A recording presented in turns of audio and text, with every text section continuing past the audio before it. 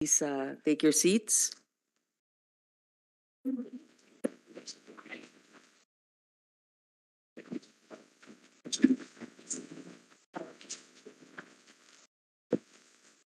Good afternoon. The Committee on Public Services hearing is now called to order.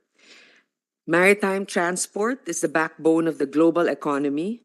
According to the United Nations Conference on Trade and Development, 90% of goods in the world are still carried by sea through the international shipping industry. 90%. Mula sa balikbayan boxes ng ating mga OFWs, imported raw materials at manufactured goods hanggang sa mga pinamili sa online shopping. Nakadepende lahat sa maayos na pamamalakad ng mga cargo sa ating mga daungan. However, our shipping industry has long been plagued by high logistic costs, delayed or damaged goods, smuggling, and corruption. At the center of the pandemic global supply chain crisis and congestion in the Philippine ports are shipping containers or the large steel boxes that contain cargo. For the past years, the Philippine Ports Authority has found it difficult to address problems in the deposit and return of foreign-owned containers. Port users currently pay shipping lines a deposit of 10,000 to 30,000 pesos for dry containers and 180,000 for refrigerated containers. But it takes 6 months or sometimes years to get the refund. Under the DOTR Shippers Protection Office, 80% of complaints against international shipping lines were about the months-long delay in the return of container deposits and lack of transparency in the additional charges levied. Hindi na nga abot kaya para sa small businesses, hindi ka pa sigurado kung maibabalik ang iyong deposito. The PPA's proposed 980 pesos insurance and monitoring fee intends to replace this flawed deposit system. Wala ding mapaglagyan ang mga empty containers. When container yards cannot accommodate their return, these containers and the trucks carrying them congest our ports and access roads. I'm sure alam niyo yan. Pag nandun, lahat nakapark, puro mga containers at mga trucks. Worse, consignees and brokers have to shoulder additional charges for the delay.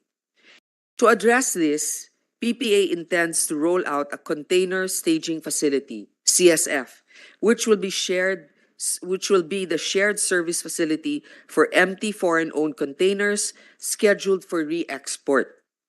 The container yard handling and the 3-day storage costs 3,520 per container compared to the old container handling cost of 6,400 pesos. PPA further proposes to digitize through the Trusted Operator Program Container Registry and Monitoring System, TOP CRMS, which is an electronic tagging and tracking system where container movement and port users shall be enrolled in the system. Like any other policy born out of good intentions, everything looked good on paper. In May 2022, PPA awarded the 877.6 million contract to the lone bidder, the joint venture of NetIX Incorporated and ShipTech Solutions Corporation. But in February 2023, the PPA board decided to indefinitely defer the implementation of the order pending compliance with President Marcos' directive to ensure compliance with ease of doing business. However, PPA still targets these policies to be rolled out later in the year. PPA takes comfort in the Anti-Red Tape Authority's good practice rating. Among all options, only the top CRMS solutions has a net benefit of an estimated 282.6 billion for a 10-year period. Today, we shall see if it is indeed the best solution to our worsening port problems. We shall also look at the other PPA administrative orders that seek to introduce a centralized ticketing system, prescribe waste reception fees in all PPA ports, mandatory tree mangrove planting, and the port terminal management regulatory framework. Shipping industry associations and organizations claim that these administrative orders result to higher port charges that will lead to a drastic increase in logistic costs. Solusyon nga ba ang pulisiyang ito o dagdag problema lamang? Does replacing container deposits with insurance and monitoring fees protect users? If so, why are the users complaining? In creating reforms to our maritime trade, panahon na magkaroon ng regulations sa excessive charges kasabay ng pagsuporta sa paglago ng shipping industry. Were there sufficient studies and stakeholder consultations to support these policies? Gusto nating maayos at ma-modernize ang sistema pero ayaw naman nating ipasa lahat sa port users at kalaunan sa mga ordinaryong consumers ang mga bagong port fees. High shipping rates also worsen inflation. Lahat tayo ay maapektuhan ng pagtaas ng mga produkto sa merkado. We need to keep this in mind as we listen to our regulatory agencies and stakeholders and weigh the benefits versus the costs of these proposed port reforms. Before I ask the Secretariat to read the names of our resource persons together with their designations, I'd like to acknowledge the presence of my colleague, the hardworking, very intelligent, very gracious, calm Senator Risa Hontiveros, and perhaps ask her if she has a brief opening statement. Senator Risa is now recognized. Salamat, Chair, at Happy Easter sa inyo at sa lahat ng ating mga colleagues, at lahat ng ating mga resource persons. Yes, just a very brief opening remark. So magandang hapon po sa lahat. Last year, nung eleksyon, lagi nating naririnig ang salitang unity o yung pagkakaisa. Tignan po natin ang mga kasama natin ngayong hapon. Nais kong bigyang pugay ang pagkakaisa ng mga sektor na nagtataguyod sa ating mga pantalan. Ang ating mga shippers, truckers, exporters, mga manggagawa sa ports, mga negosyante at iba pa. There has been arguably no other issue in recent memory that has united these groups so strongly. Nasa kwarto pong ito ang malaking bahagi ng nagpapatakbo sa ating ekonomiya. The gears that help run the economy of the Philippines are here, and they are all rejecting these so-called developments. Isa po ang sinasabi nila. Nagkakaisa po sila pagdating sa bagong sistemang gustong ipatupad. Dahil tataas ang kanilang operational expenses, sa huli, tayong lahat ng mga consumer ang papasa ng gastos. Yan ang ending ng lahat, mga kasama. Diyan din tayo papunta. Sa kahit anong paikot-ikot ng diskurso natin dito, kahit anong haba ng pag-uusapan, isang bagay ang sigurado. Anumang sagutin ng mga kumpanya, pagdating sa konsumo ng oras, pera, at pag-aabala na dala ng mga pagbabago, tataas ang bilihin, tataas ang inflation. Kakabit niyan, mababawasan rin ang take-home ng ating mga manggagawa at maiiwan lang lalo ang mga dati nang nahihirapan. Kaya sana po, ang pakiusap nating lahat, wag namang pilayin ang ating ekonomiya. Para saan pa ngayon itong mahigpit na ipinipilit ng ating administrasyon kung hindi naman makakaambag sa pagbangon nating mga Pilipino? Kung hihilahin lang tayo pababa, kung hahatiin lang nito ang sambayanan sa mas mayaman at mas mahirap, naninindigan po ako kasama ng ating mga stakeholders. Hindi iyan ang totoong pag-unlad. Salamat po, Madam Chair. Thank you, Senator Risa. I'd like to acknowledge the online presence of another hardworking senator, Senator Robin Hood Padilla. Good afternoon, sir. Secretariat, please read the names and designation of our resource persons. Thank you, Madam Chair. Good afternoon, Your Honors, and to all guests.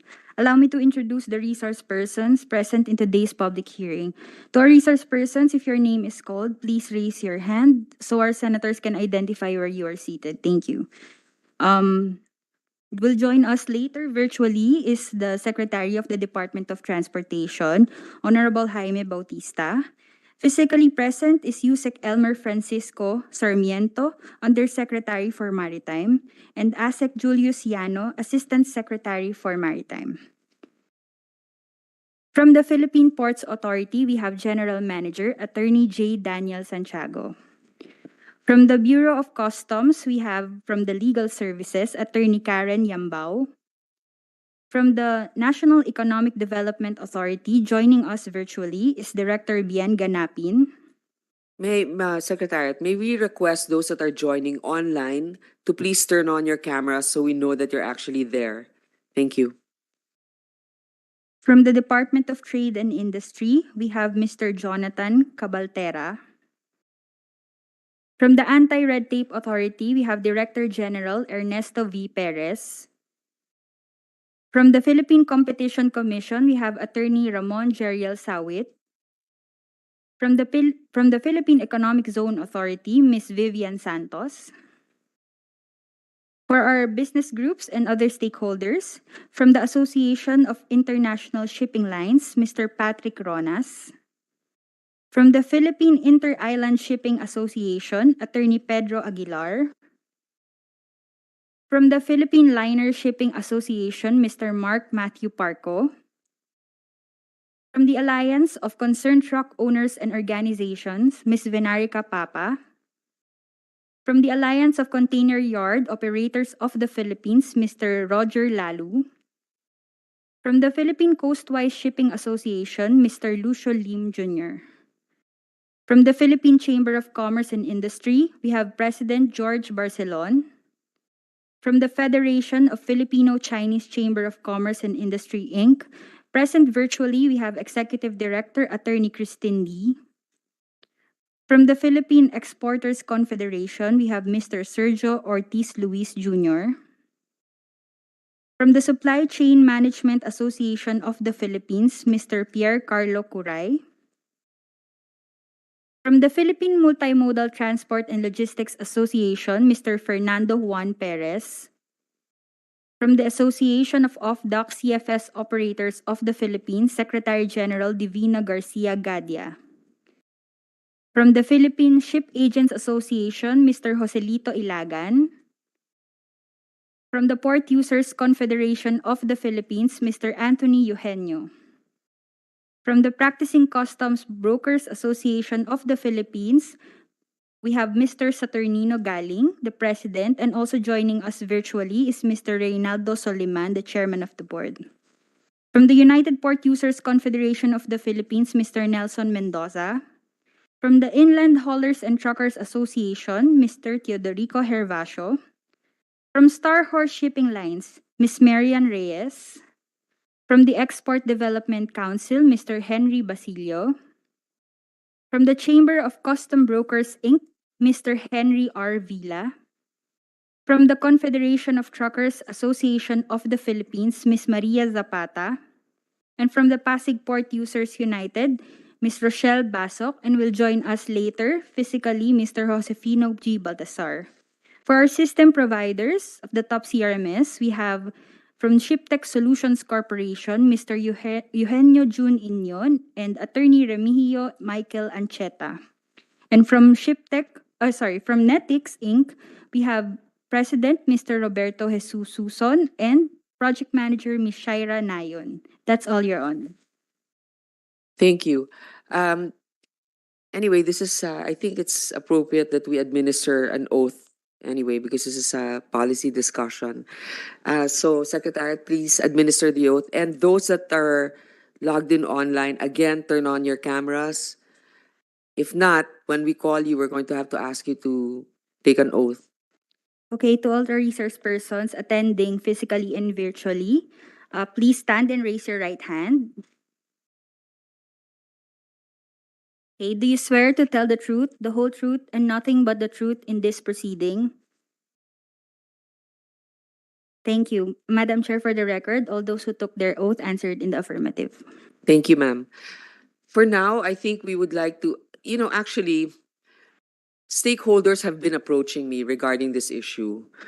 And honestly, I really want to know what's going on because others are saying it's good that you're doing these reforms, but at a prohibitive cost. So, may I ask now the Philippine Ports Authority to make your presentation to explain this policy to us?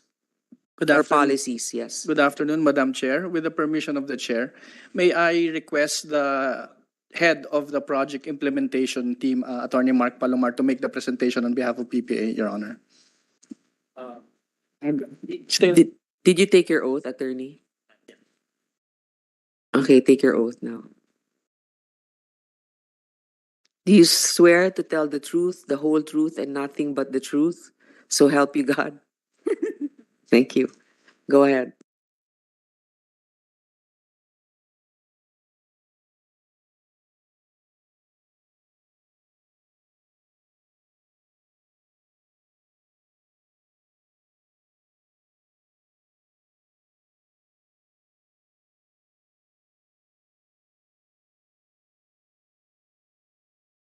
Good afternoon. Prior to our presentation, we have a short audiovisual presentation. With the permission of the Honorable Senate, we'd like to play it. Thank you. Please run the audiovisual presentation.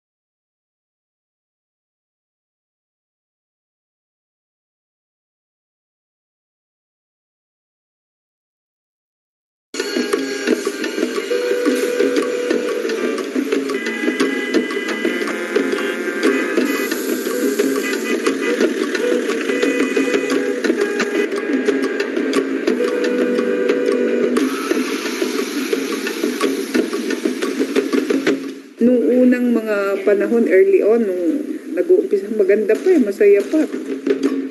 Pero lately, 10 years ago, 15 years ago, humirap na ng humirap. Perwisyo talaga sila kasi sa sobrang ang ingay tapos ang traffic pa nila, matagal silang makausad dyan. Sanayan na lang talaga. Ito po ay tinatrabaho na ni BOC. It's honestly because also now we have another agency or a government agency who now wants to do the same. The issue is, they are against, but they are not presenting a replacement. Wala naman silang may offer na maganda. Better off, di ba? Ay, itong problema, ito ilang dekada na to.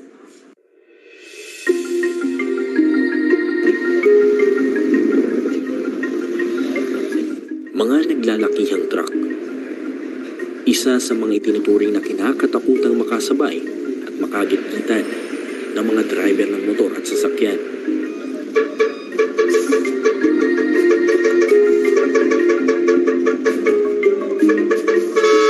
Madalas, sila pa ang naaagrabyado pagdating sa mga hindi inaasahang aksidente.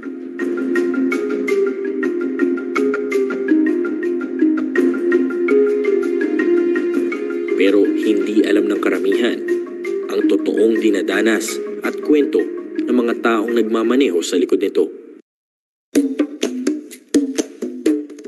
Ito si Kuya Edlan, isang 28-year-old truck driver na tubong Bicol.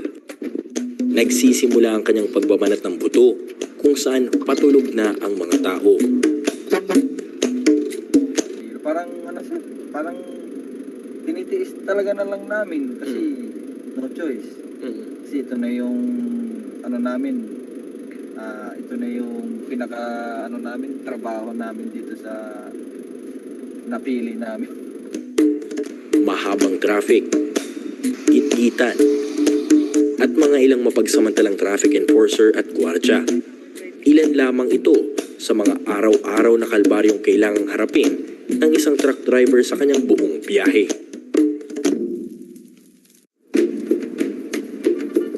Sa aming paglalakbay, nakita ko kung papaano ang kalakaran at diskarte upang mapabilis ang iyong transaksyon. Wala nang libre. Lahat may bayad. Bago ka sir makapasok dito sa loob ng CY, mag-aareglo muna tayo sa gwardiya. Tapos po, aaregloin pa natin yung checker, saka yung magbababa ng container para lang po mabilis yung transaction namin. Sa checker po is mababa na po yung 50 pesos kung hindi pa nila katanggap-tanggap.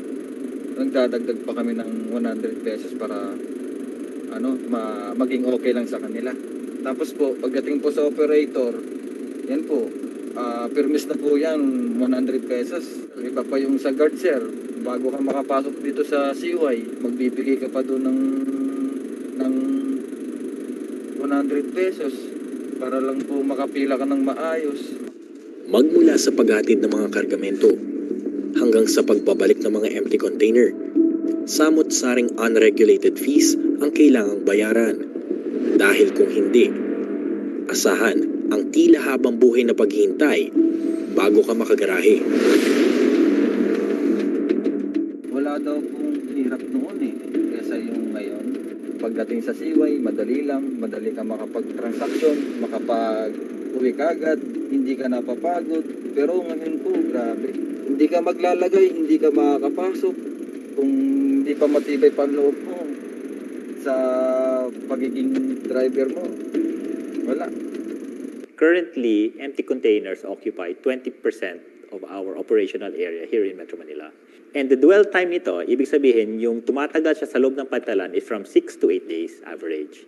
Now, we want to lower this to less than 72 hours para ang mga empty containers sa loob ng pantalan natin, paalis na siya, pasakay na siya. So, minimal lang yung number ng containers sa pantalan and all these containers are to be shipped out. Isang halimbawa ng kalbaryo ng mga truck driver ay ang pagsasauli ng mga dala nilang empty container patungo sa mga container yard. Dito, walang kasiguraduhan kung agad itong tatanggapin. Dahil kadalasan, kailangan mo pang maghintay ng ilang oras o kapag siniswerte ka nga naman, aabutin ka talaga ng ilang araw, may babalang ito. Sa iyong paghihintay na magkaroon ng slot o ang pagbababa ng dala mong container, dito na muling magsisimula ang paguran dahil kinakailangan mong umikot pang muli sa lugar ng ilang beses hanggang sa magkaroon ka ng slot bago bumalik sa dulo ng pagkahaba-habang pila. Isa lamang ito sa mga hinaing ng mga ilang port users, partikular na sa mga trucking company. Dahil bukod sa nasasayang na krudo ng kanilang truck mula sa pag-iikot, detention charges ang naghihintay na bayaran mo sa tuwing ika'y bigo na maibalik ang dala mong container sa takdang oras. Hindi rin sila pwedeng huminto kung saan-saan dahil traffic enforcer naman ang nakaabang sayo para ika'y matikitan. Yan po, ginagawa po namin sa labas para po hindi lang kami mapaalis. Nag-aareglo po kami doon sa enforcer ng 300 to 500 ang areglo po namin para po hindi na kami paalisin sa pila. Tsaka hulihin. Opo, para hindi na rin po kami hulihin o matikitan yung lisensya po namin. Normally kasi pag nasa south, wala ka namang location. So, tambay ka rin doon sa loob. Until such time na mag-ikot-ikot ka rin doon. You will talk with a lot of officers or anybody who can help para ma-unload yung empty. So, yun. Maliban sa mga ibinunyag ni Kuya Edlan, isa rin ang 31 anyo sa si Kuya Angelo sa mga tinanggap na rin ang kapalaran na harapin ng kalbaryo ng isang truck driver. Ito lang kasi ang nakikita niyang opsyon upang kumita ng pera na kahit sa kabila ng puyat at pagod na dinadanas, wala siyang magawa kundi sanayin na lamang ang kanyang sarili sa ganitong klaseng sirkulasyon ng buhay. Parang hanggang dito na lang yung kumbaga yung lagari ng trabaho natin. Babalik-balik lang. Ang ganitong klaseng kalakaran, nagpatuloy ng mga ilang taon hanggang sa nakasanayan na at naging parte na ng buong proseso. Kasi minsan lalo na pagkababa kami ng container, hindi kami pinababa o hindi kami pinapansin pagka hindi kami nagbigay sa kanila. Minsan sila pa yung yung nag-o-offer na ganito, mahirap kunin yung container mo. Bigyan mo ko ng ganitong halaga. Simula nang nagtrabaho kasi ako dito, ano yung nakasanayan dito. Meron na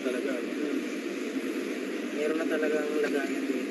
Hindi pa kasama riyan ang mga ilan pang bagay na kailangang harapin ng mga truck driver habang sila'y bumabiyahe. Isa na rito yung mga hindi inaasahang away sa daan at pati yung mga batang umaakyat sa kanilang truck para magnakaw ng mga bakal at iba pang kagamitan na kung tawagin ay mga jumper boys. Ilan lamang sina Kuya Edlan at Kuya Angelo sa mga libo-libong truck driver na may mga ganitong klaseng kwento na kung saan tanggap na nila ang kapalaran na tila nagmimistulan silang parang robot. Kumbaga, nakaprogram na ang kanilang buhay sa pagmamaneho, mag-deliver at magbalik ng mga container. Pero sa kabila ng mga nabanggit na problema, ano nga ba ang nakahain at nakikitang solusyon ng mga port users at gobyerno para sa mga ito? Yan ang mga sistema na yan yung gusto nating ma-address ng PPA yung sa taxi RMS. At yan ay lahat ay gastos ng broker at saka ng tracker.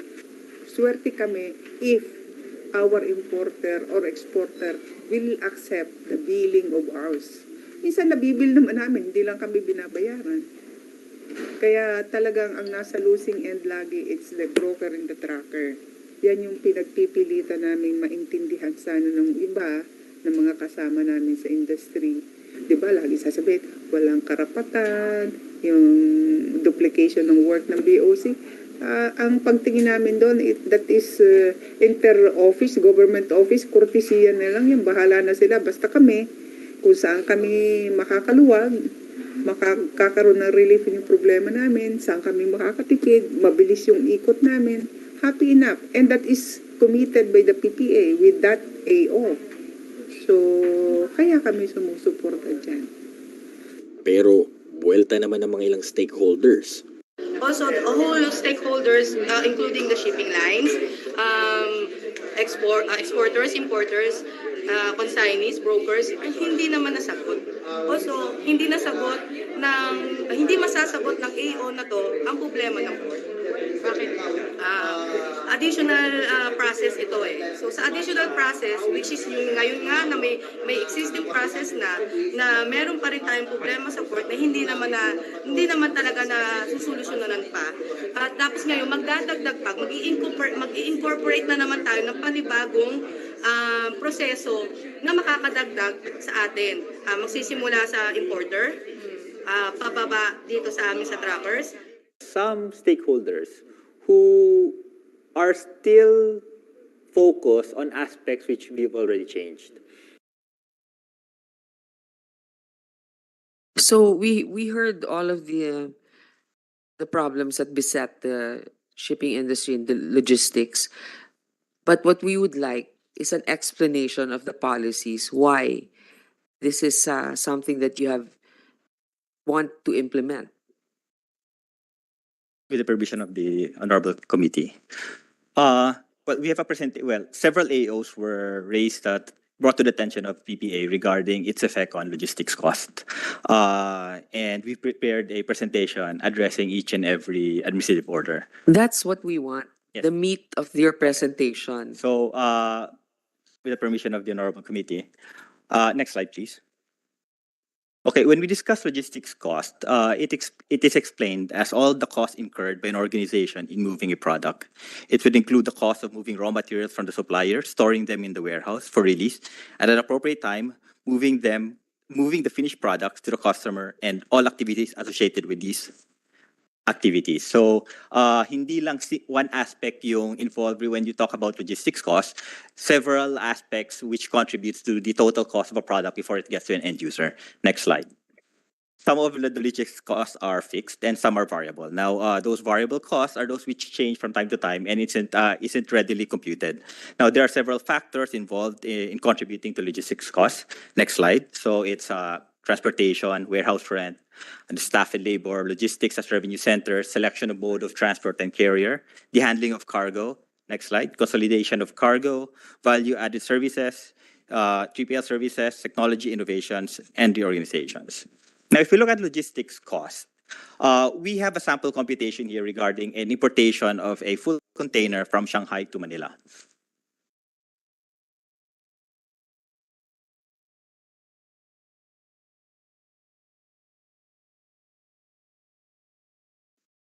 So you can see here that there are several other factors involved when you compute the logistics cost. The largest portion, which is about 53.92, based on our computation, 53.92% of the entire logistics cost from the port of origin to the discharge in the warehouse and the return of empty container is the sea freight cost. Now, when you talk about the PPA charges, we're talking about here in the second portion, the port of discharge, we're talking about vessel charges and port charges, which is less than 5%. So we've had several computations. I won't go on each and every one, but the flow is generally the same. When you talk about PPA charges at the port, we're only talking about less than 5% on the total logistics cost. So we have costs at the port of origin. We have costs at the port of discharge. We have destination charges. We have port of discharge to warehouse, and we have costs related to return of empty containers. Let's go back to the presentation. Can you go back to that slide? Okay. 5% lang? Patingin nga.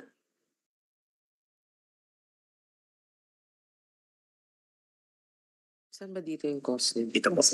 Vessel charges, port charges, wharfage, and The total is what? 19? so it's No. What's the amount? well, That one? here it's 90,000, but we don't involve. This is sa customs. So Okay. So I it's see. Kaya 10,000 kasi per akala ko, ito, yan, parang more than 19% and more than 5%. hindi kasama kasi ito yung sa documentation and border compliance document. Okay. All right. So yung sa inyong cost is actually, this is an example from Shanghai to Manila, is 4,000.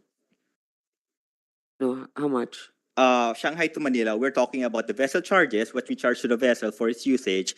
In this computation, it's 2.61, 6,319.59. Okay. And then we have wharfage, 519 pesos and 35 centavos, and arrastre, which is the handling of the cargo, 4,738 pesos. So it's 2.61%.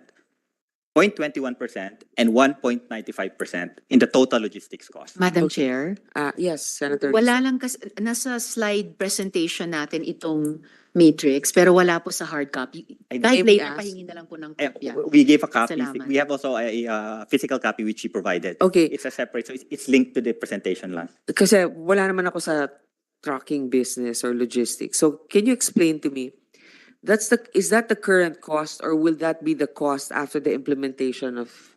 No, this is the current logistics cost. Okay.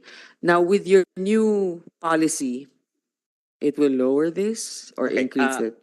Okay, As I next. proceed with my presentation, Go ahead. probably discuss top CRMS and its effect on the lowering of logistics cost. Okay. Okay. So one reason why we have a large logistics cost is because, can you go back to the presentation? Is because we don't have that many ports of entry for international cargo. So when a cargo comes in, our main modality, the most cargoes comes in Metro Manila, at the ports in Metro Manila.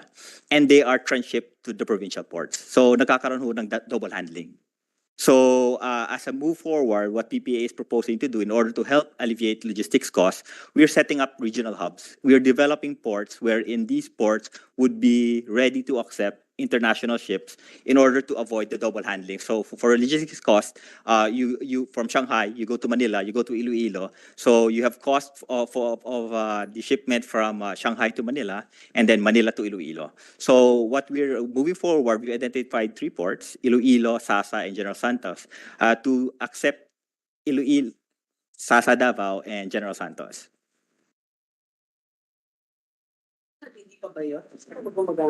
May gumagana ho yung mga ports na yun, pero we need to improve the facilities in order for them to be able to receive these large ships.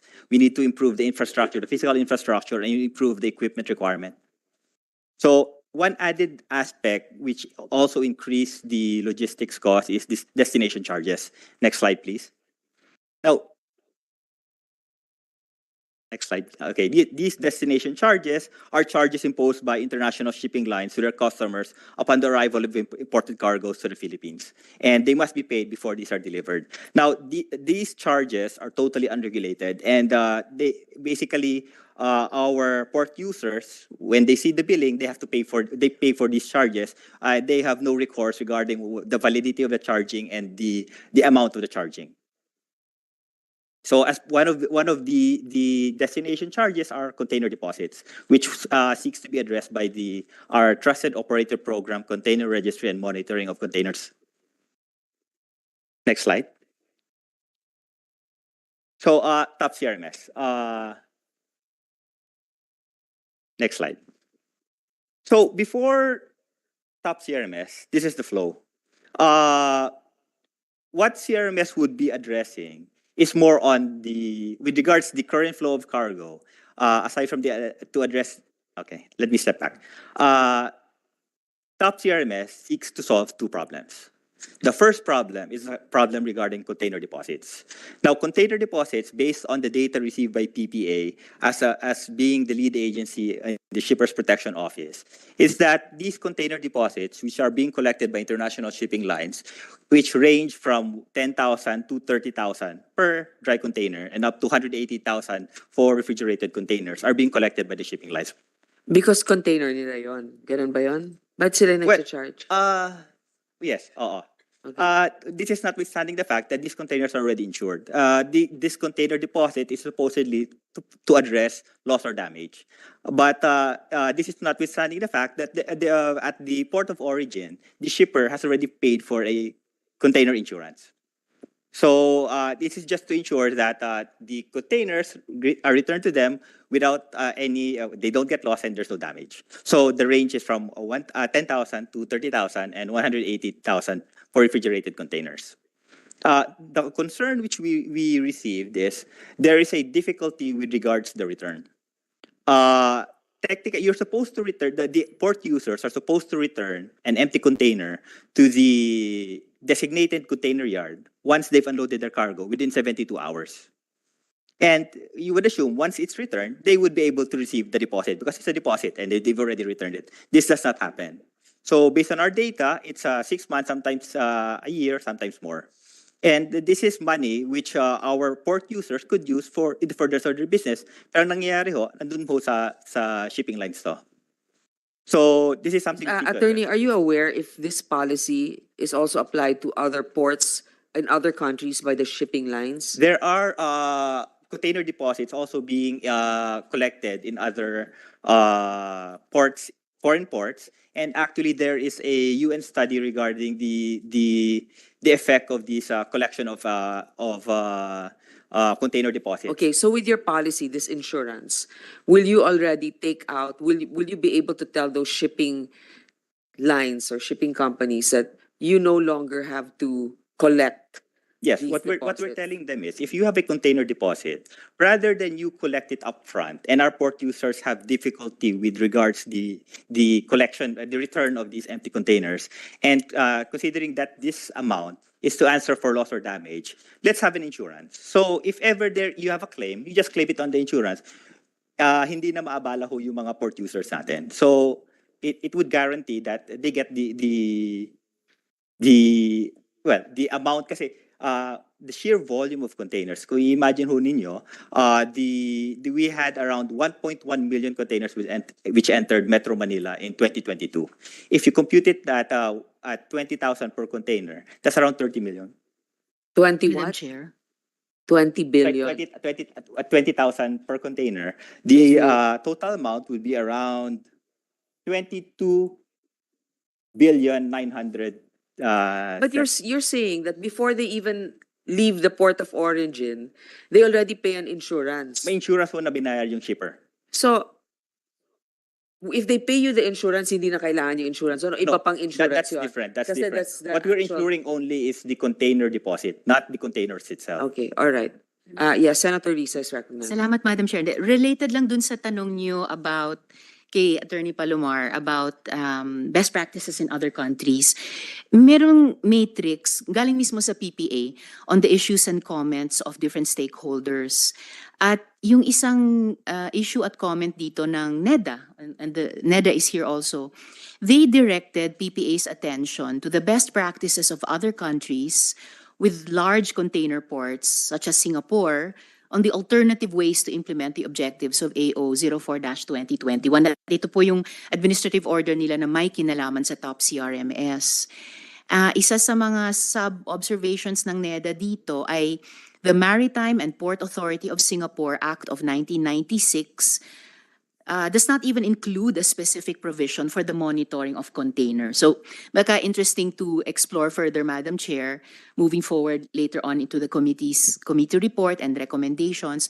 Indeed, to continue following up on the Chair's question, yung best practices sa ibang mga bansa, which may actually deviate from this administrative order or may even deviate from the proposed top CRMS system. For the record, Madam Chair.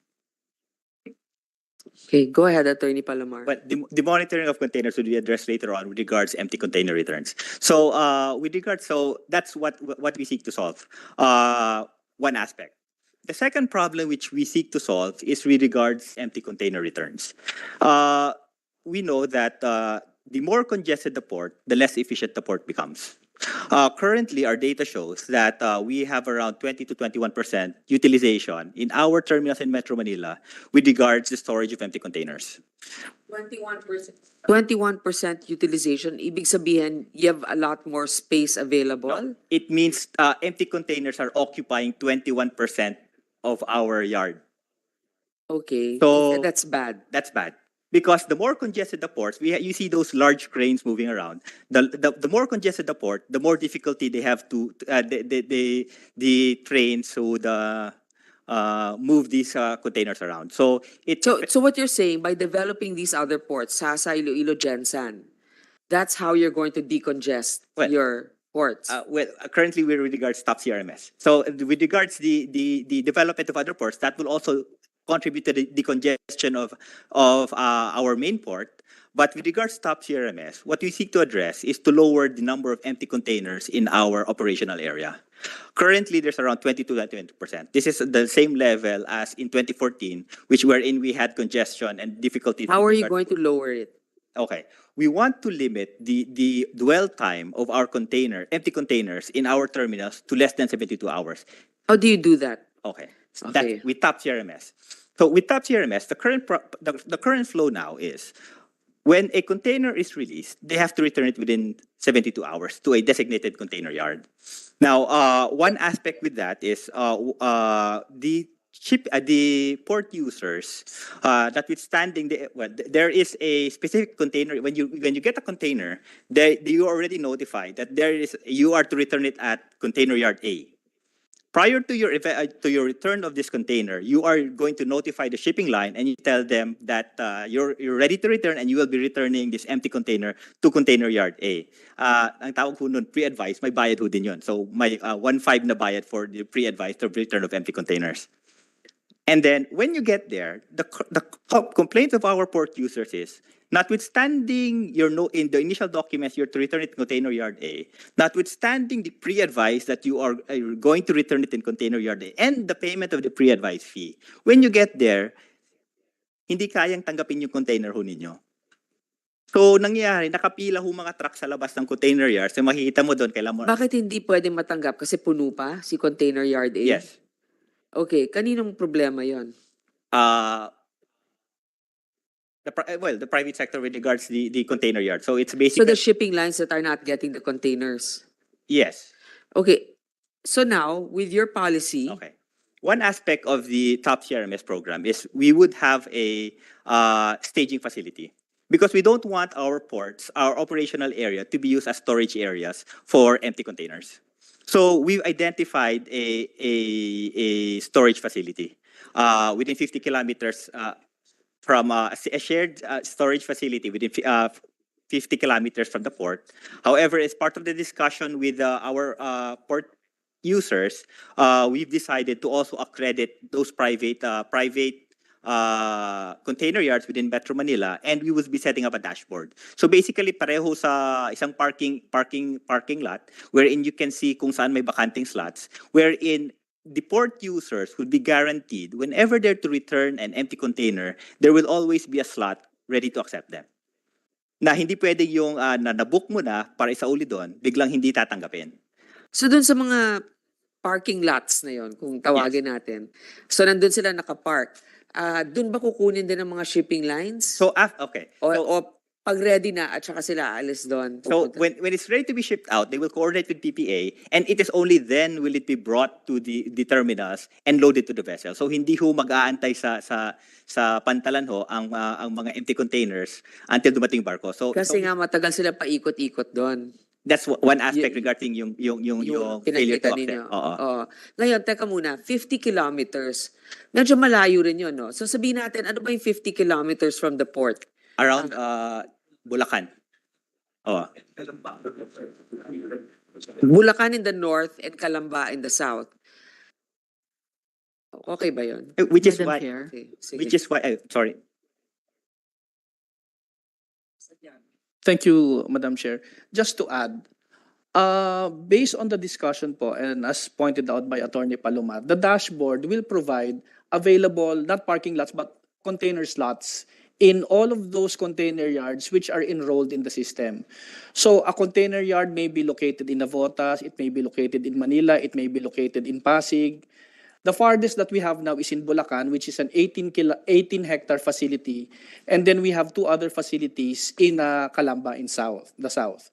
So the port user can actually do the booking, and if they see that the area, say in Navotas, is nearer to them, then they can deliver it there for as long as there is a slot. How much will they pay per day?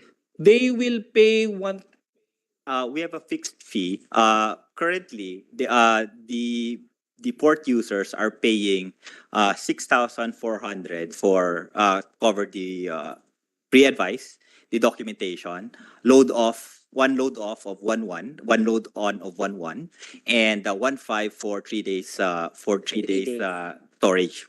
Under the system, 3 days storage would be 3,420.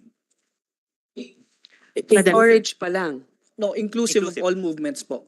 So from 6,000, magiging 3,000 na From lang. 6,400 po, Your Honor, magiging 420. 3,420. So sinasabi nila parang mas mahal pa ngayon.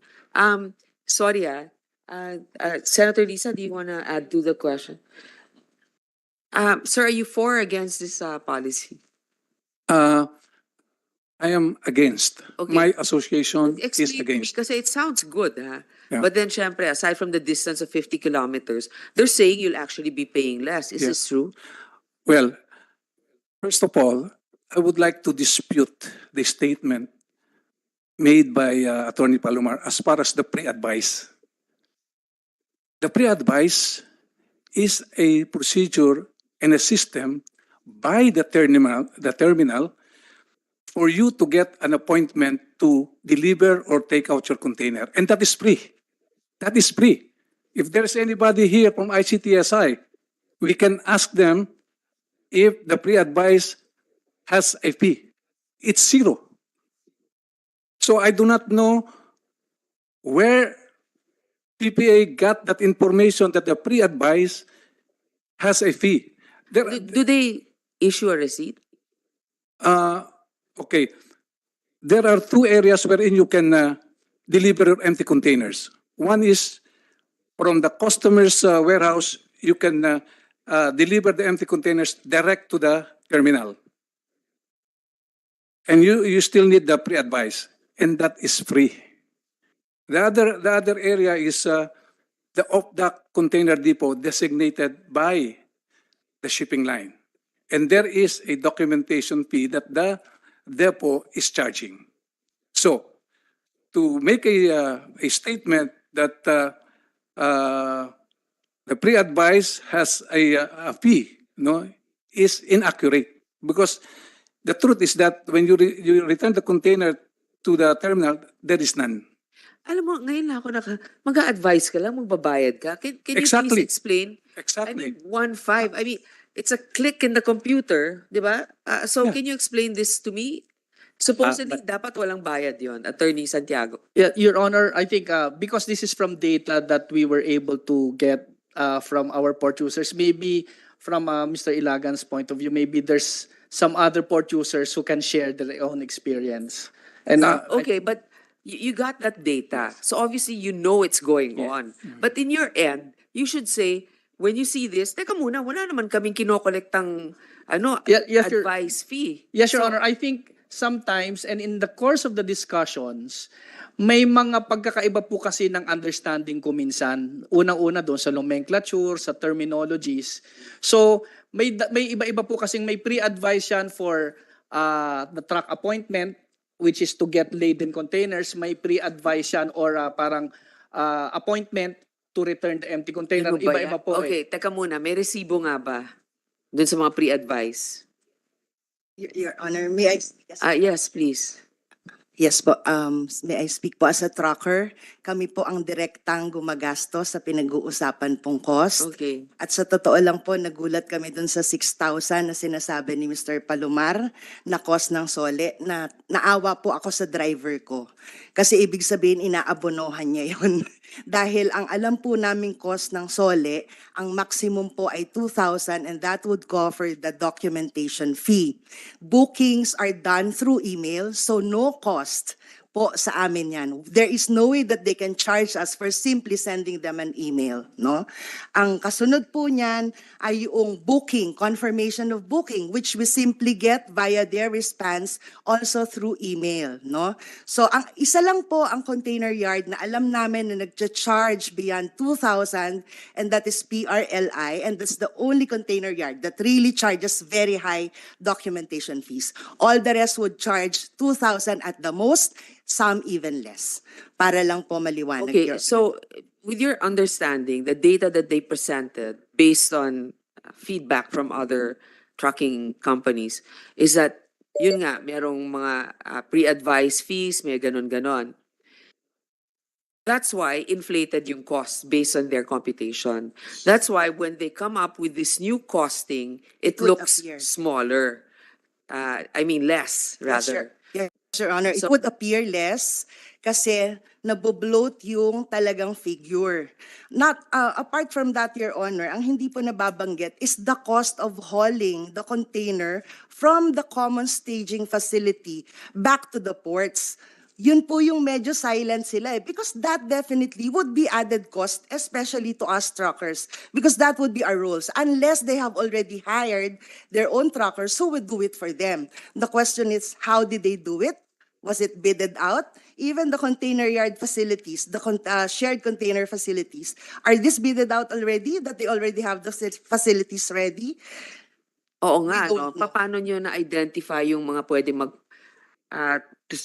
to serve as those parking areas? But Senator Risa first, before you answer. Salamat, Santiago. Madam Chair. Actually, yung tanong na tinanong ni Ma'am Papa, gusto ko ring itanong later on about the top CRMS also. Paano ba na-bid out yan? Sino-sino pa ba? Kung meron man yung ibang mga bidders. Kasi I recall one feedback of some of the stakeholders na naaprubahan nga iyan under the previous administration and in what some of them described as a midnight deal.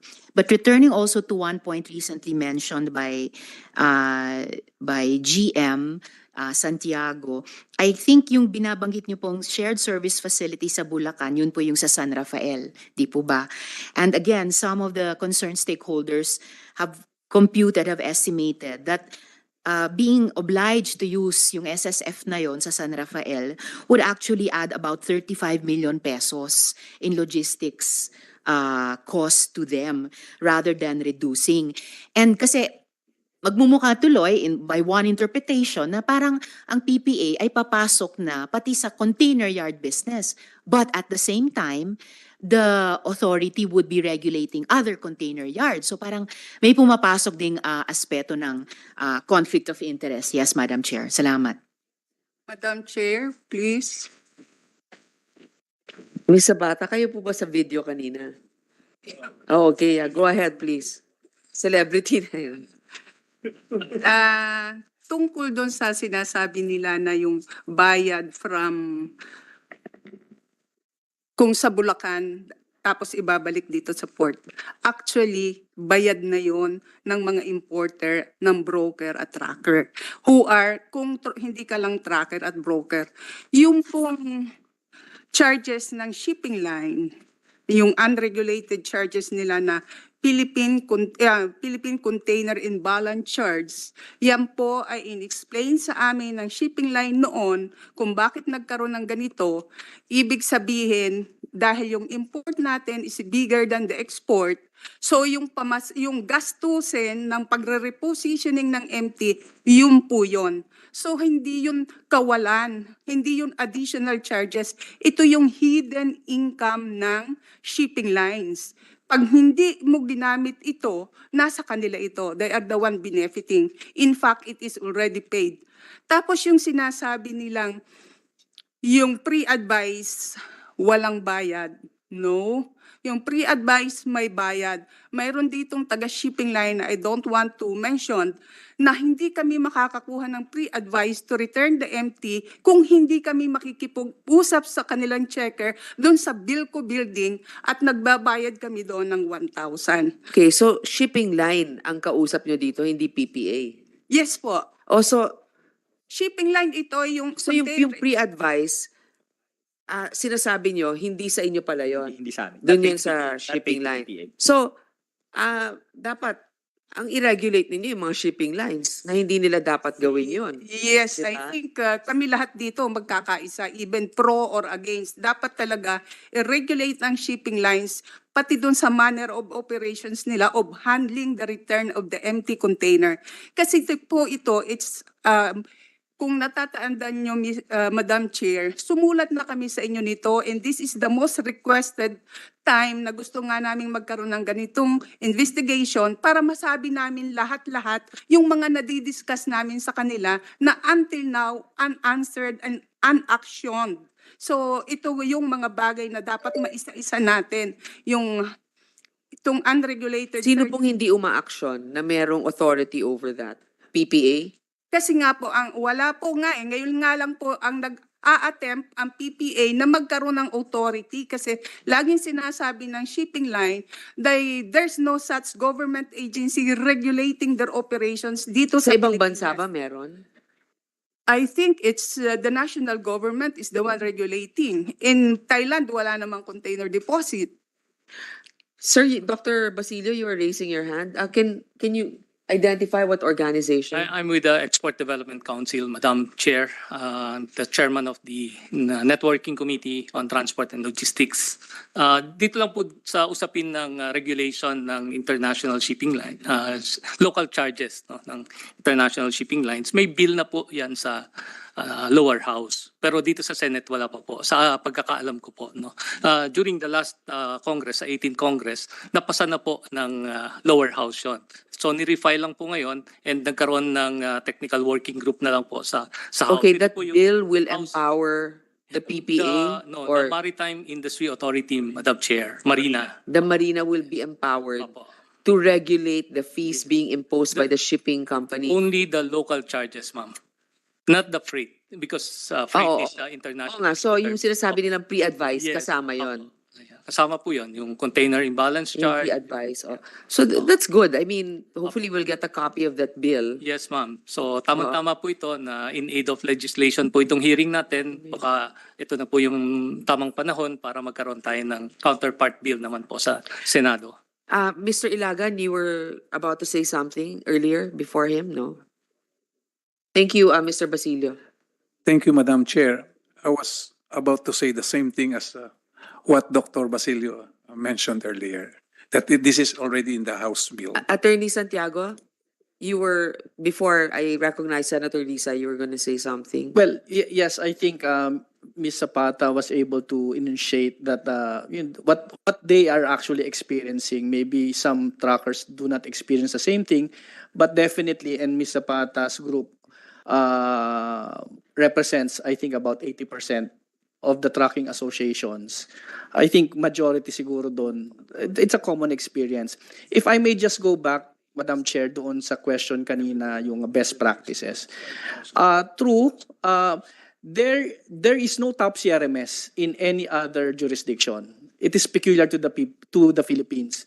But there is some degree of monitoring of containers in other jurisdictions. It may not be called top CRMS, but definitely there is monitoring. And in fact, the reason why Attorney Palomar was mentioning that they are only given 72 hours to return the empty containers is because those containers are really considered as part of ship's gear, and they come into the Philippines tax-free, duty-free, so that they have to be returned immediately.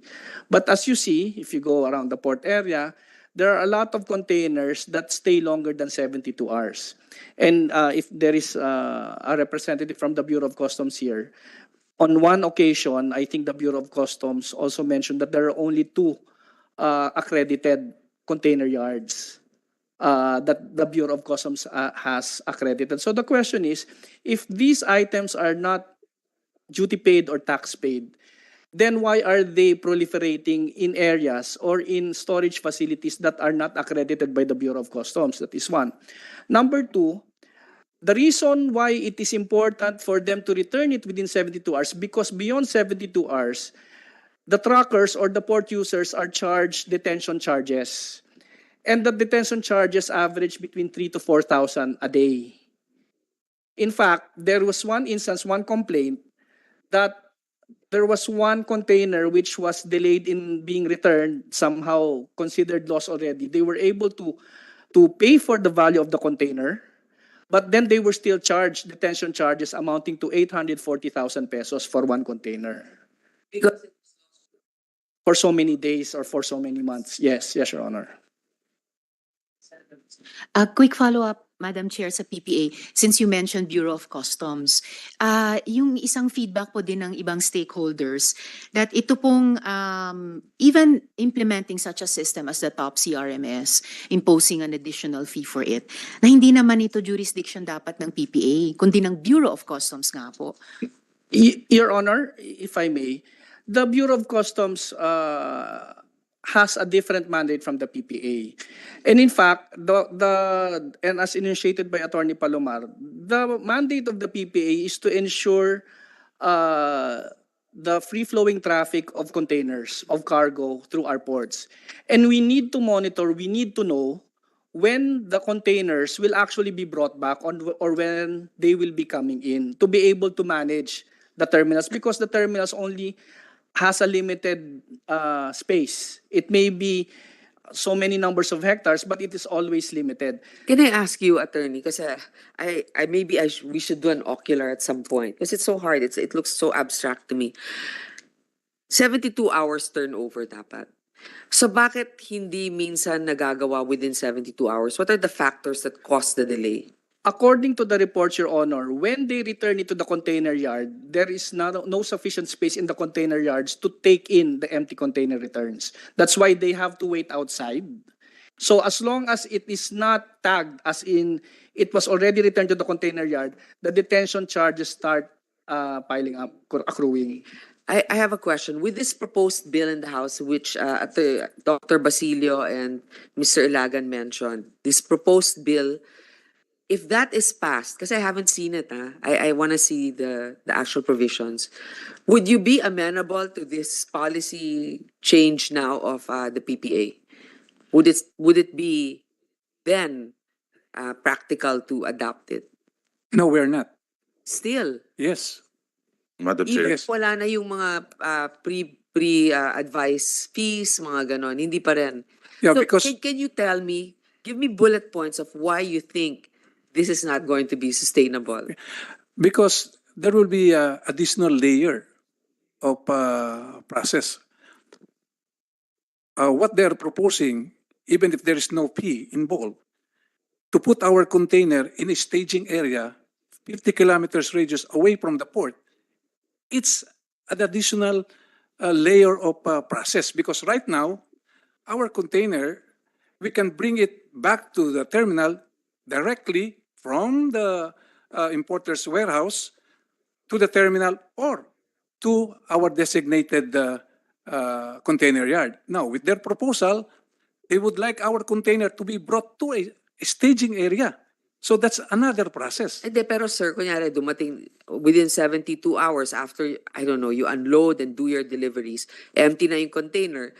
Eh, kung meron namang space dun sa terminal, eh di diretso na naman doon. Exactly. So what they're saying is, regardless, as long as you have the container, you have to park it first Yes. and then wait for a booking. Ganun ba yun? Yes. Madam Your Chair, Honor, please. if I may.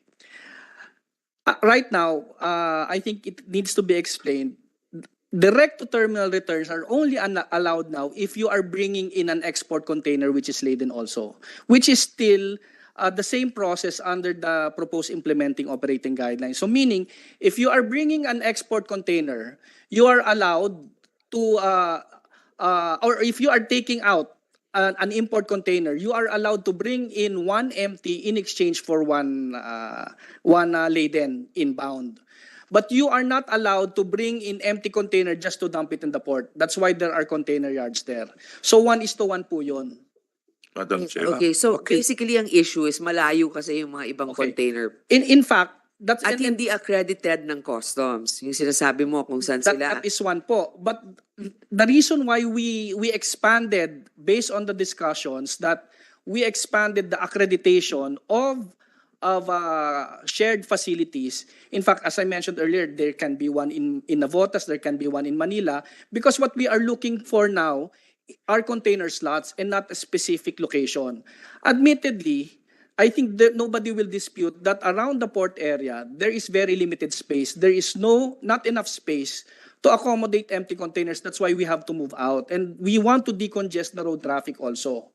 So, Bulacan is the last option. If there are no other available slots which are near the port area, I think, and based on discussions with the truckers, they would rather spend an extra 10,000 maybe to bring it somewhere else where they can deposit the empty container, do turnarounds for additional cargo so that they can earn money, rather than waiting at the perimeter of the container yard waiting to be admitted, in which case they get charged.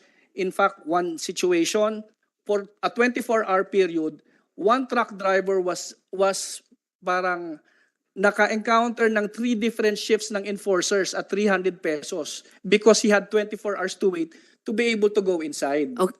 So, support that. Yes, Madam Chair. statement. Speaking as a trucker, as the head of Alliance of Concerned Truck Owners and Organizations, for the information of the body, CTAP is not the only truckers organization in the ports, and CTAP does not comprise 80% of the port truckers. In fact, we just had our records validated.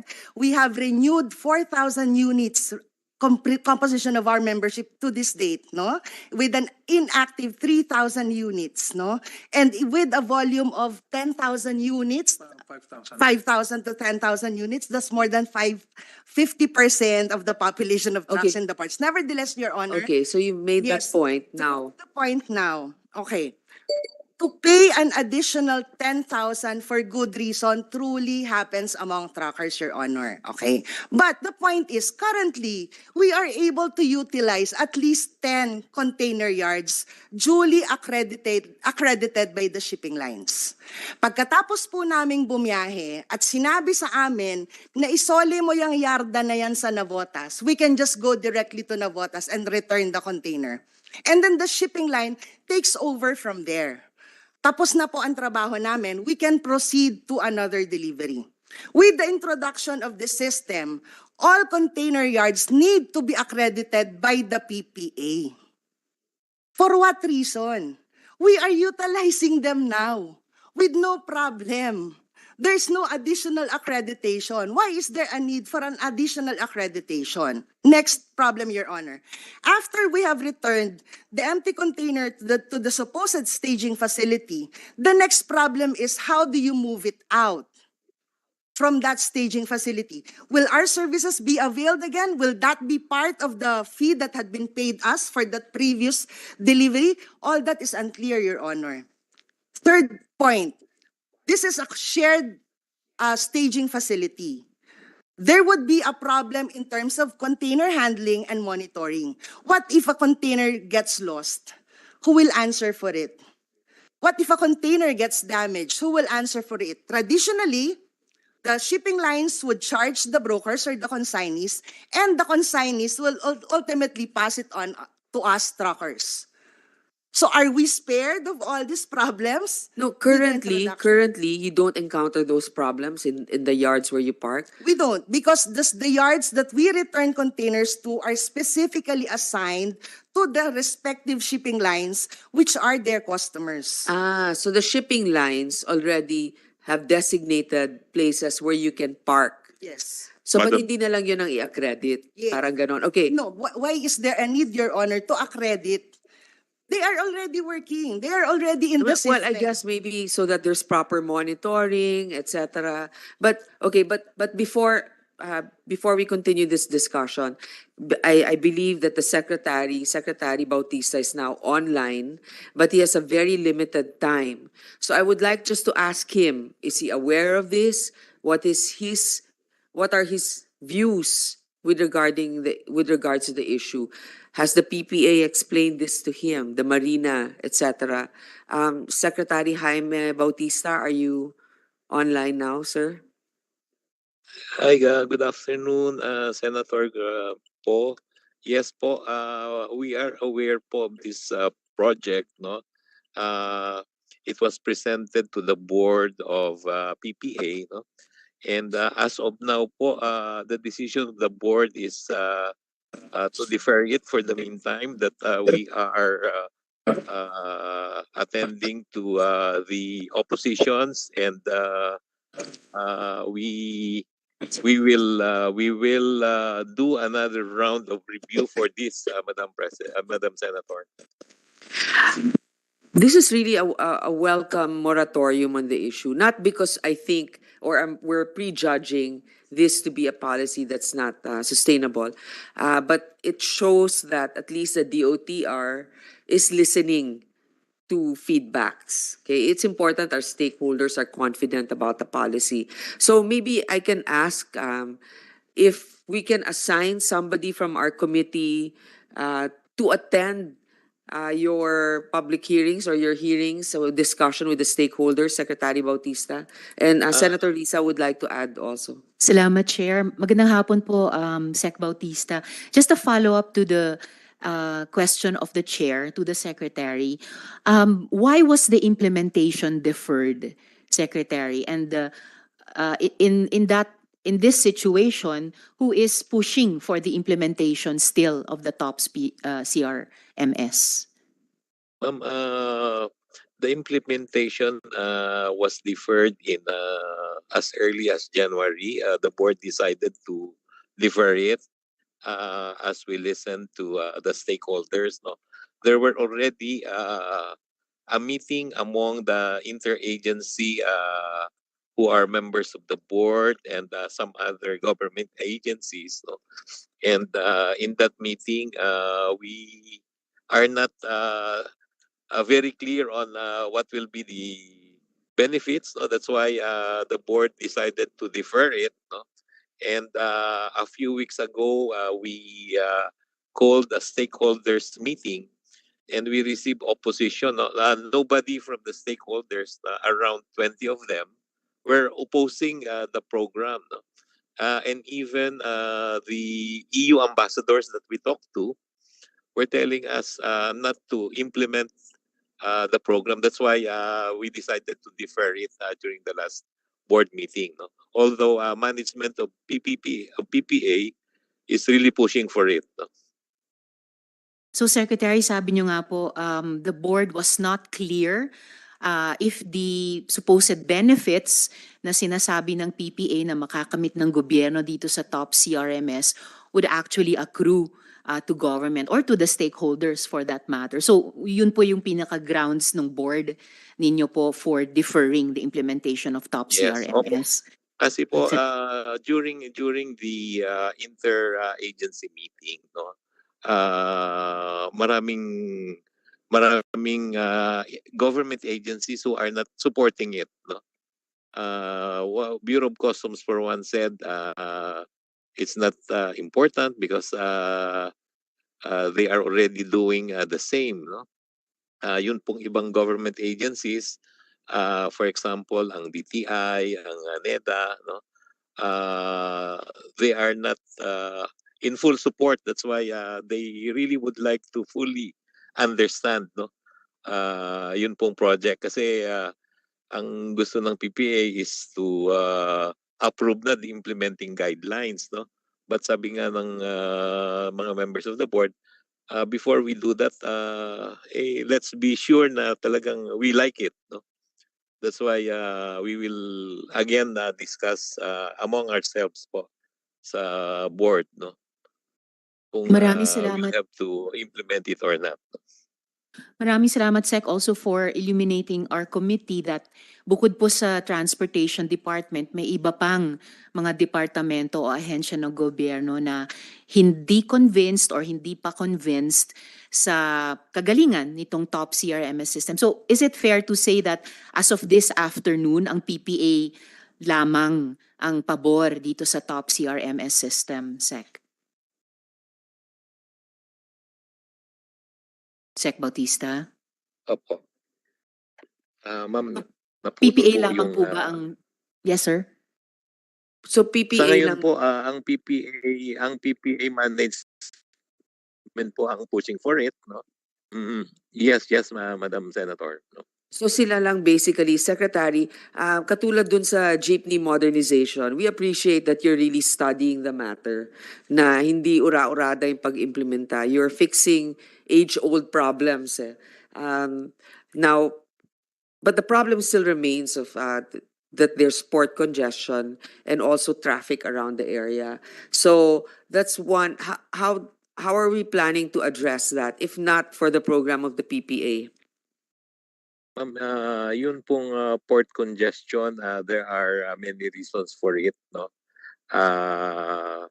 Yun po ang pinag-aaralan ng PPA at ng DOTR, no. Dahil po sa dami nga nung mga transactions diyan, no. So ang PPA po will continue to implement programs, no, for them to be able to solve this congestion problem, I mean. So Secretary, it's safe to say that this is still open-ended. Wala pa naman kayong deadline na i-implement or itong programa na to. Wala po. Like within a few months or whatever. Yun pong ma'am, pasensya na napuputo po. I'm using kasi a cellphone coming from No, another sir, meeting actually, po. thank you for making an effort in spite of Apo. the poor connection and your other commitments. My question is, so for now, can we at least assure our stakeholders, the trucking industry, na hindi muna i-implementa itong programa na to hanggat hindi masusing pinag-aaralan? Opo, ma'am. That's what we will do. Kasi yan din po ang position ng karamihan ng mga board members ng PPA. Okay, so Secretary, there's going to be a copy of a bill that will be presented to you. I will forward it as soon as our office receives it so that you can also study the proposal of the different organizations with regards to the policies for shipping, etc. So Secretary, yun lang muna. I think, do you have any other questions for him? For Secretary, that's it, Chair. Okay, Secretary, I think you may be excused now since sinabi nyo hindi naman kaagad ito ma-implementa. Hingin ko lang kung pwedeng magpadala kami ng representative dun sa mga discussions ninyo with regards to this so we can understand it better. Yes, ma'am. Yes, ma'am. We'll coordinate po with your office. Okay, thank you, Secretary. Thank you, ma'am. Okay. Thank you po. Okay, Senator Risa is recognized. Salamat, Chair. Following up on the brief but very meaningful interpellation with Secretary Bautista, just to follow up with GM Santiago. Chair, sige po. Actually, this morning there was, I think, some welcome news in the media. In-announce po ni Sec Bautista na there are 20 new ports under development. And in fact, yun yung po yung naririnig kong mga feedback mula sa iba't ibang stakeholders na rather than, although we're still going to ask more questions, GM, on the top CMS, rather than implement a system like that or impose a new fee like that PPA, in fact, should concentrate on port development, tulad ng nabalitaan namin kanina umaga sa media, or even advise us sa Kongreso about updating, modernizing your charter. Ang follow-up question ko po is in relation to a point you made prior the interpellation with SEC. May nabanggit, okay, quickly lang before that, going back to that question, regarding port congestion, has PPA declared a state of port congestion lately? Kailan po yung huling pagkakataong iyon? Well, ang huli pong pagkakataon, Your Honor, na nagka-declare po talagang port congestion was 2014. But if I may inform the committee, Your Honor, the optimum utilization level that PPA looks at is about 70% utilization. Currently, we're doing about 50 to 55%. Tumaas lang po yan nung nagkaroon po tayo ng pandemic sometime in March 2020 when nag-lockdown po, no? Hindi makapag-pull out even if the ports were operational. And we reached about 92 to 94%. But then eventually nag-pull out naman po. And then again po nung last year, I think sometime early December when we called for immediate pull-outs naman ng refrigerated containers. Because at that time, yung refrigerated containers natin, separate from the dry containers, the utilization was about 110%. Meaning we only have a limited number of reefer slots dito po sa port natin sa Manila, and then we had to use generators to sustain the additional refrigerated containers which were eventually pulled out also. And yet you did not declare port congestion at that point in time na nasa 110% utilization. No po, tayo. because it was still below 70% ang total utilization. Magkaiba po kasi yung refrigerated, iba yung dry. But in total, and that is why we were still able to accommodate the refrigerated containers in the dry container area by using generator sets. Sige, GM, just one more follow-up question on your presentation so far. Kasi parang hindi pa tapos yung presentation, tama po ba? Kanina po you mentioned the implementing operational guidelines. And maybe later, pagbalik po ni Chair, as we continue with, as we proceed with the hearing, gusto ko ring malaman po yung, ano na ba yung state ng IOG? Kasi balita ko po paiba-iba since the IOGs were first started to be issued. At curious po ako dyan kasi gusto ko rin pong makumpara ng komite yung final or current IOG sa terms dun sa kontrata mismo, which the committee has not yet seen, I think, GM. Yun pong implementing operating guidelines, tama po kayo. It is different. The current draft, as it is drafted now, is different from the first draft, which was subjected to public hearing and public consultation and focus group discussions. And the reason for that is, of course, we know that the PPA does not have a monopoly nung experiences which the IOG or the program seeks to address. And that's why whenever we get feedback on how to improve the system or how to improve the implementation, we reflect it in the implementing operating guidelines. In fact po, there were some oppositors and who have raised concerns about the initial draft of the implementing operating guidelines. Their concerns were reflected. So habang as we go on po, before we implement it, the implementing operating guidelines is adapted doon sa talagang kailangang i-address na issue. And then yun po kasing kontrata is to design a system. So meaning the system cannot be designed unless you know what the problem is or unless what the challenges you seek to address are. And that's why once we have all of these issues in place na ma-address na po, and that is the time, there is a base system, yes, there is kumbaga an off-the-shelf base program, but of course it has to become customized depending on the tweaks that have to be needed as a result of the continuing discussions. Kaya po ganun yun. Well, two quick points po bago nating balikan yung presentation nyo. Una, well, I'm sure the committee will be curious to see what is the current or final IOG. Kasi kung paiba ng paiba in reaction to or response to the feedback from the stakeholders, baka palabnaw na siya ng palabnaw na halos wala ng laman. But we have no way to say that unless makita namin yung kontrata. Which is my second point. Kung the contract is only pala to design a system, so talagang nagmumukhang premature to implement a top CRMS system kung dinidesign pa pala siya. If I understood your point correctly. Hindi naman po, Your Honor, because like any other application, like which the government in the PPA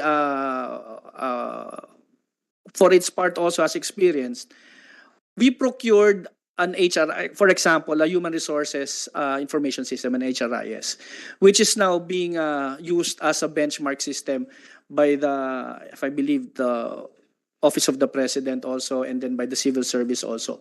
It started out as a base program. And depending on the needs, they had to customize it. Ganun naman po, there is no specific program or software that we can buy off the shelf and then automatic just implement it, because iba po yung needs na hinahanap natin, and that's why we have design contracts. Now, yun pong concern po doon sa implementing operating guidance, the latest official draft that we have is the one which was reviewed by the Anti-Red Tape Authority, and which the Anti-Red Tape Authority gave a good practice RIS. So from that point po, hindi pa po namin binabago yan. Kung yan man po ay babaguhin as a result of continuing or eventual discussions pa, we will always go back to the ARTA to have them vet it, because that is part of our commitment sa ARTA na any change, the program will always have to go through continuous monitoring by ARTA. Well, I understand from our COMSEC earlier na tama po, COMSEC, no, nandito rin po yung ARTA.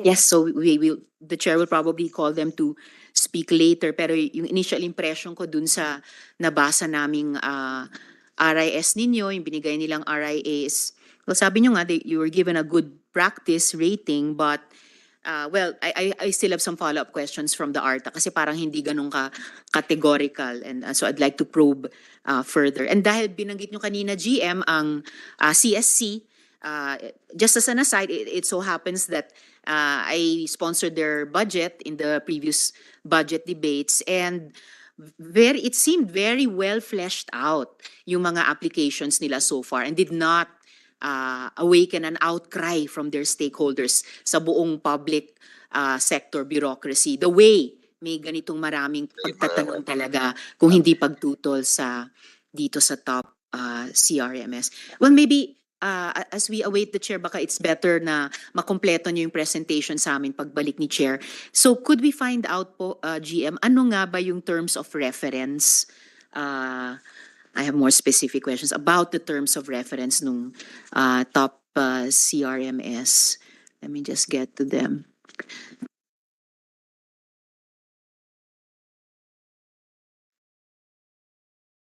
So just for the record again, GM, yung PPA ba na issue nyo na yung IOG necessary to implement the top CRMS? Hindi pa po, Your Honor. Hindi pa rin po. So considering that the authority hasn't issued the IOG, so for the information of this committee, ano yung specific features at saka parameters ng top CRMS na nakapaloob dun sa latest draft guidelines? Yun pong sanang pine-present po ni Attorney Palomar. If he will be allowed to continue, then we will see the Yes, thank you, GM. Attorney, please proceed. Okay, can we return to the presentation?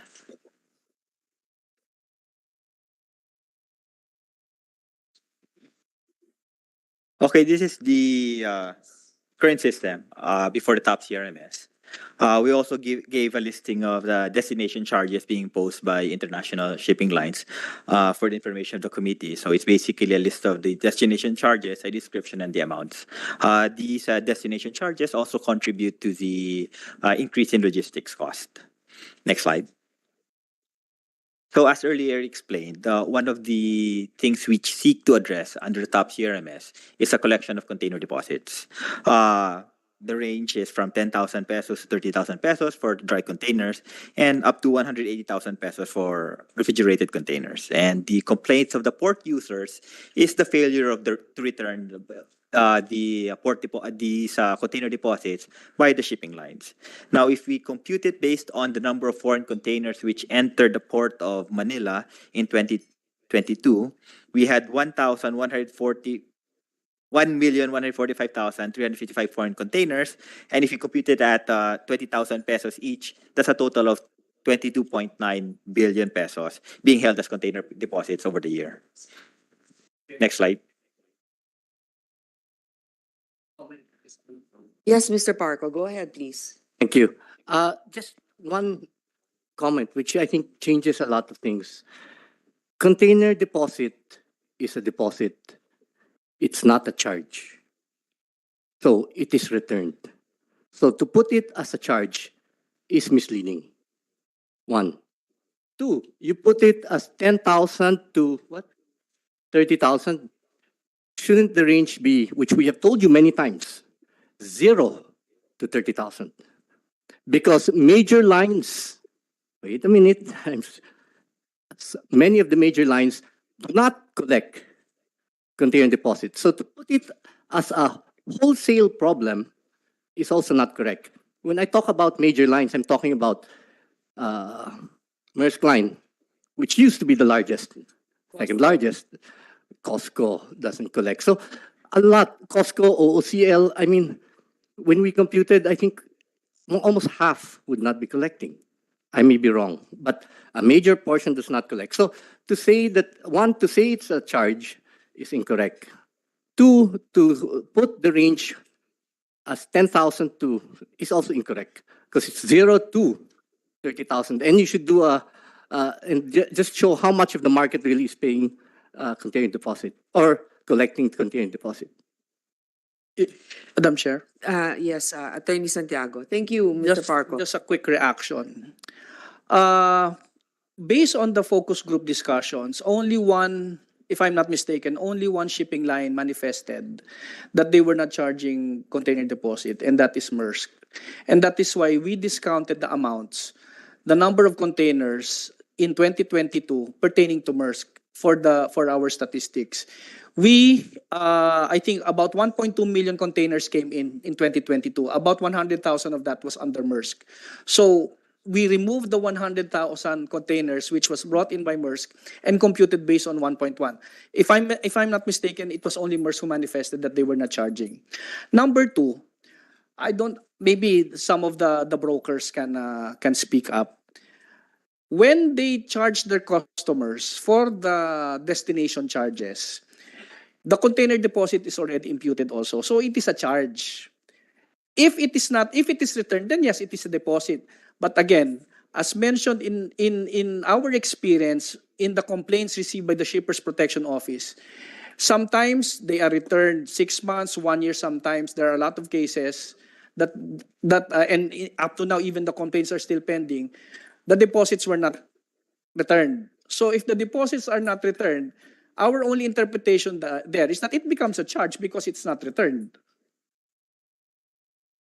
Madam, You know what? Change is really difficult, huh? Sometimes if we have to get used to a new system, most of us are already comfortable with the old one, even if it's not very efficient. That's why we have to keep an open mind, no? That's why I'd like to ask, before we continue with our questioning, Senator Risa, among all of you here, except the PPA, don't join, huh? Raise your hands if you are agreeable to the policy of the PPA. Sino yung okay dito? Yeah. Who are agreeable to this? So the group of Miss Zapata.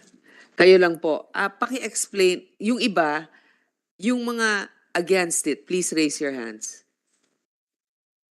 Oh, so even Mr. Barcelon and Mr. Ortiz. Okay, so Miss Zapata, sabihin mo sa akin, bakit sa tingin mo makakabuti ito? Yes, thank you for the opportunity to make the manifestation. Gusto ko lang ipaalam sa committee na ito, at the very start, early on, ang lagi pong sinasabi natin, lower the logistics cost. Nung una, ang charges lang ng shipping line na destination charges is more or less 10,000 to 15,000. That is called terminal handling charge, although they are not handling the cargo at the terminal. Ngayon, ang 1,40, ang destination charges ngayon is more or less 100,000. So, bahala na kayong magkwenta. Halos lahat ng dito, nag-attend na sa maraming meeting with DTI, andyan din si Professor Basilio, and halos lahat kami dito. Kasi dinala na namin ito sa fora ng DTI, sa ARTA, at saka sa office ni ASEC Sarmiento, na yung problema namin in handling the empty container return, na napakalaki ng nagiging gastos namin at nagiging kawalan sa tracker dahil So ma'am, okay lang sa'yo na within 50 kilometers? Ma'am, as I said, yung pong ibabayad doon, yung po bayad na namin doon sa sinisingil ng shipping line na terminal container imbalance charge. That is more or less 35,000 per 40 footer. Oh, Dito po. Okay. So Director Eugenio, parang umiiling kayo. Ano yung comment nyo dyan? Iba po yung charges ng tracking kung i-return natin 50 kilometers away. So in our case po, under PUCP po ako, 16 organizations kami. I'm handling definitely yung sa balikbayan boxes po. So on our side po, especially nung December, pag nagsabi po ang shipping lines to return it sa Bulacan, that's additional 20,000 pesos for us. Bakit? Kasi malayo po eh. 20,000 gas lang yon or ano yung computation? Yung biyahe na po ng trucking. For example, yung warehouse ko po sa Las Piñas. So from sa Pierre going to Las Piñas, that's 15,000 pesos po ang bayad ko sa trucking. Pero pag sinabing return to plus 20 pa yon. So I will have to pay 35,000 for that to return to 35 Bulacan. plus? Yes, ma'am. Okay. O Noong December yan, mama. So iba pa yung charges po ng destination sa trucking. So kaya on our side, minsan, sa tracking po namin, mag-aantay na lang po ako sa Menavotas. I'd rather pay 2,000-3,000. Bawas pa rin sa 20,000 po yun para makasoli ako ng MT. Okay. Ms. Zapata. Yes, yan po yung pinakamatagal na naming inihahain sa shipping line na kung ang empty container handling na po provide nila well, yung sinasabi nilang dadalhin 50 meter radio Bulacan or mangyayari lang yun. Very clear, in-explain niya ng PPA kung ang shipping line walang container yard at hindi ma-handle within the area na gusto nila. Okay. So the current container yards of the shipping companies will still be honored. Yes, Your Honor. What Attorney Palomar was explaining earlier is that as part of the system, there will be a dashboard. Yung ini-example po niyang parang parking lot. Kaya po namin pinapa-accredit, hindi naman po required, hindi mandatory na mag-accredit ka kung ikaw ang container yard. Only if you want to be part of the program. So if you are a container yard and you have 200 slots there, if you want to enroll 50 slots, then you will enroll 50 slots there para masama sa programa. Okay. So, Mr. Eugenio, pwede mo naman pala rin i-park dun sa Las Piñas kung gusto niya. Kung meron pong available slot. Kung meron kang available slot. Yung Las Piñas po, warehouse namin yun. So, hindi kami accredited ng shipping lines na mag-store ng containers doon. So, I have to bring back sa depot ng shipping lines po yung container. Saan yung shipping line depot? Various yung gamit ng Merckx, Hyundai. Pero meron naman. It's still going to be allowed. Meron po sila, yes po. May mga CY sila sa Navotas or sometimes po straight na kami diretso sa Port 10. I mean, I'm playing devil's advocate ha. Kung yun naman palang pinagpaparkan nyo ngayon, kung may lugar naman pala doon, hindi naman kayo kailangan pumunta 50 kilometers away. Exactly. Di ba? Madam Chair. Kaya lang, yung inaano nyo, yung accreditation. Mr. Gavasio. Yeah, good afternoon everyone. Yeah, yung pong empty return ay problema na for so many years. Yung mga container yards na nandirito sa Manila ay nandiyan na rin for so many years at hindi nila kayang i-accommodate lahat yung empty containers na sinusole. Marami pong container yards sa Bulacan, sa Laguna, sa Cavite, pero yun nga po malayo, masyado i-deliver. On the part of the tracker, kapag kumuha kami ng biyahe sa broker or do sa importer, ang pinag-uusapan po namin, i-deliver namin ito sa Pasig for 14,000. Pero yung container, kailangan malaman kung saan isosole. If it's in Manila, okay na. But ang problema po, pagdating nyo sa yarda ng Manila, puno na. Wala kang pagdadalan. Ida-divert ka ngayon sa Bulacan. Hindi namin dadalhin dahil as the GM said, gagastos kami ng 10,000 para makabiyahe lang uli kami. Hindi namin gagawin yon. Pero so, ang nangyayari ngayon, dahil puno na walang mapaglagyan, doon kayo sa public roads nagpa-park. Ganon ba yon? Hindi naman po. Nakapila pa rin po kami. Nakapila pa rin po kami doon sa mga designated yards. Pero traffic pa rin yon? Ay, opo. 24 hours. Madam Chair, Yes, from the thank you, sir. Sir? of the shipping lines. Alam niyo po, ma'am, itong issue po ng with regards to sabi natin congestion at saka yung mga pagpipila sa mga CY na yan, it's basically very seasonal. I do agree, sabi nga ni Mr. Teddy Herbacio, na talaga hong walang mapagsusulian sa Maynila. Hindi na ho siya lumalaki. Lumalaki ho yung kargamento natin, pero yung space within Manila, or as we call it, Kamanaba, yan yung pinakamalapit sa porte na area which is very suitable. Actually, maganda yung distansya niya. When you talk about logistics, kailangan mabilis yung galaw mo eh. So yan ang pinakamagandang lugar. So itong pinag-uusapan natin na a new CY that goes to Bulacan, nandyan na ho yan, matagal na. Ang nagiging problema ho natin dito, and I'm sure, Mary, you will agree with me, we have talked about this a number of times. One of the issues that we have, when we talk to the shipping lines about return of empty containers, matagal na namin silang tinuturo na pwede kayong pumunta sa Bulacan kasi sa Bulacan, hindi ka pipila. Pinag-usapan nga natin dito, mas magandang turnaround time ng truck, mas magandang kikitain mo eh. So, marami pa rin ng oposisyon na hindi gustong pumunta sa Bulacan. Yung sinasabi ho ni Dr. Eugenio, masyado hong mataas ho yung binabayaran yung tracking cost kung dadaling kayo sa Bulacan. Ang Bulacan ho malaki, marami hong probinsya yan. Ang Valenzuela nga ho is part of Bulacan, part of Metro Manila na yan. Meron hong mga CY kasi ngayon na malapit lang, meron na ho tayong Harbor Link Road so mas madali tayong umikot. Ngayon yung mga issue ho dun sa yung sinasabi natin na kailangan pumila yung truck. Pipila yung truck dahil naghihintay siya. Actually, meron na hong mga booking system na din ho ang mga container yards na pwede kang mag-book ahead. And hindi ka naman siguro tatamaan ng detention if you do it ahead of time, considering na malalaman yung schedule mo. Kasi kasi ho noon, ang nangyayari ho sa atin, sanay na sanay tayo na pag gusto natin magsoli ng container, gusto ko magsoli ngayon, pupunta na ako doon. Tapos, doon nagkakagulo.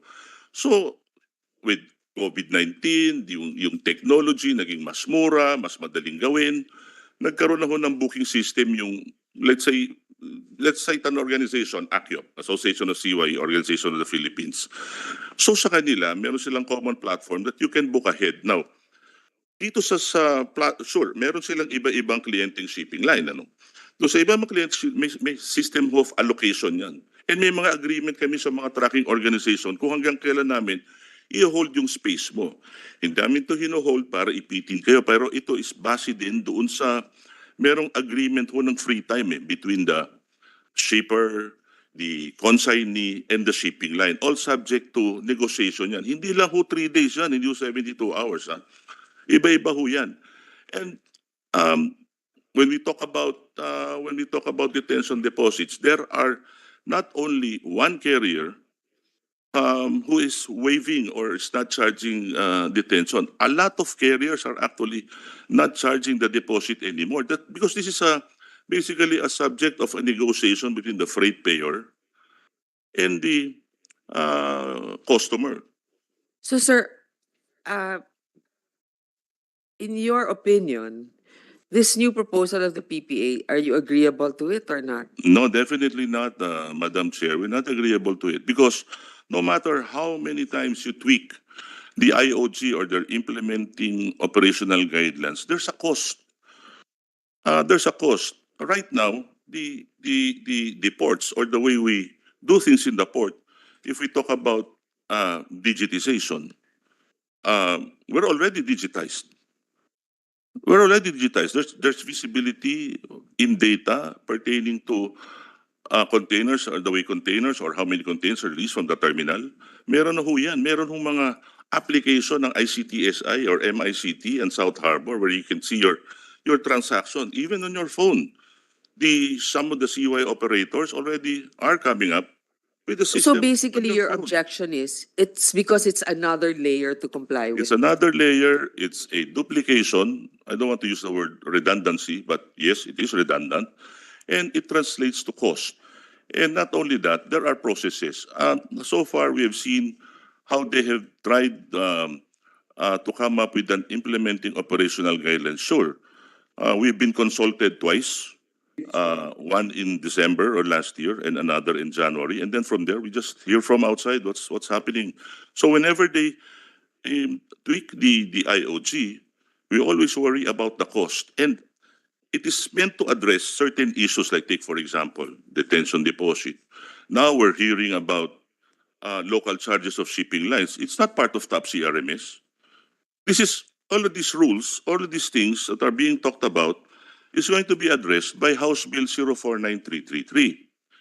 Now, I think we should also give Congress a chance to fix this. House Bill 049333 is a work or is a collaboration or a number of consultations done not only with carriers but also with truckers, also with the DTI, also with the DOTR, and the other stakeholders that are around you now, Madam Chair. So I think we should give that a chance. And one of the things that we have to really say here is that in that House bill, the regulating body is the Maritime Industry Authority. It's a Maritime Industry Authority. Detention deposit insurance is an outright fee. I would like to highlight that. It's an outright fee. Detention deposit paid for to the carriers is supposed to be returned. Sure, there might be issues wherein minsan ho tumatagal yung pagsosoli. Pero kailangan hong tingnan natin bakit ho tumatagal. Sa tagal ko na ho dito sa industriya to, sinilip ko ho kung bakit. May mga issues ho kung bakit hindi na isusoli. Depende ho yan sa contractual obligations between the two. And there is a practice to ensure that the deposit is being given to the right party. Na minsan ho, yung mga broker po, hindi ho nagagawa yun. Okay, so the point is, the age-old problems that beset it, meaning cost, efficiency, etc., is not something that is actually part of the proposal of the PPA that they will be able to solve, diba? They're just adding another layer. Parang yan yung sinasabi mo. And the House bill will certainly help in your other concerns, right? Yes, Madam Chair. Okay. What's going to happen here is that the House bill will take care of with regards to rules on container deposits, rules about local charges. Lahat na pinag-uusapan natin dito, it's going to be there in the House bill, and when that comes into law, kahit kami nga ho mga shipping lines, we're not happy to be regulated because in other parts of the world, shipping is not regulated. Dito nga ho locally, the local carriers are not being regulated by the domestic or by Marina. The domestic lines are not being regulated. They're free to charge whatever they want. It's free market forces at play.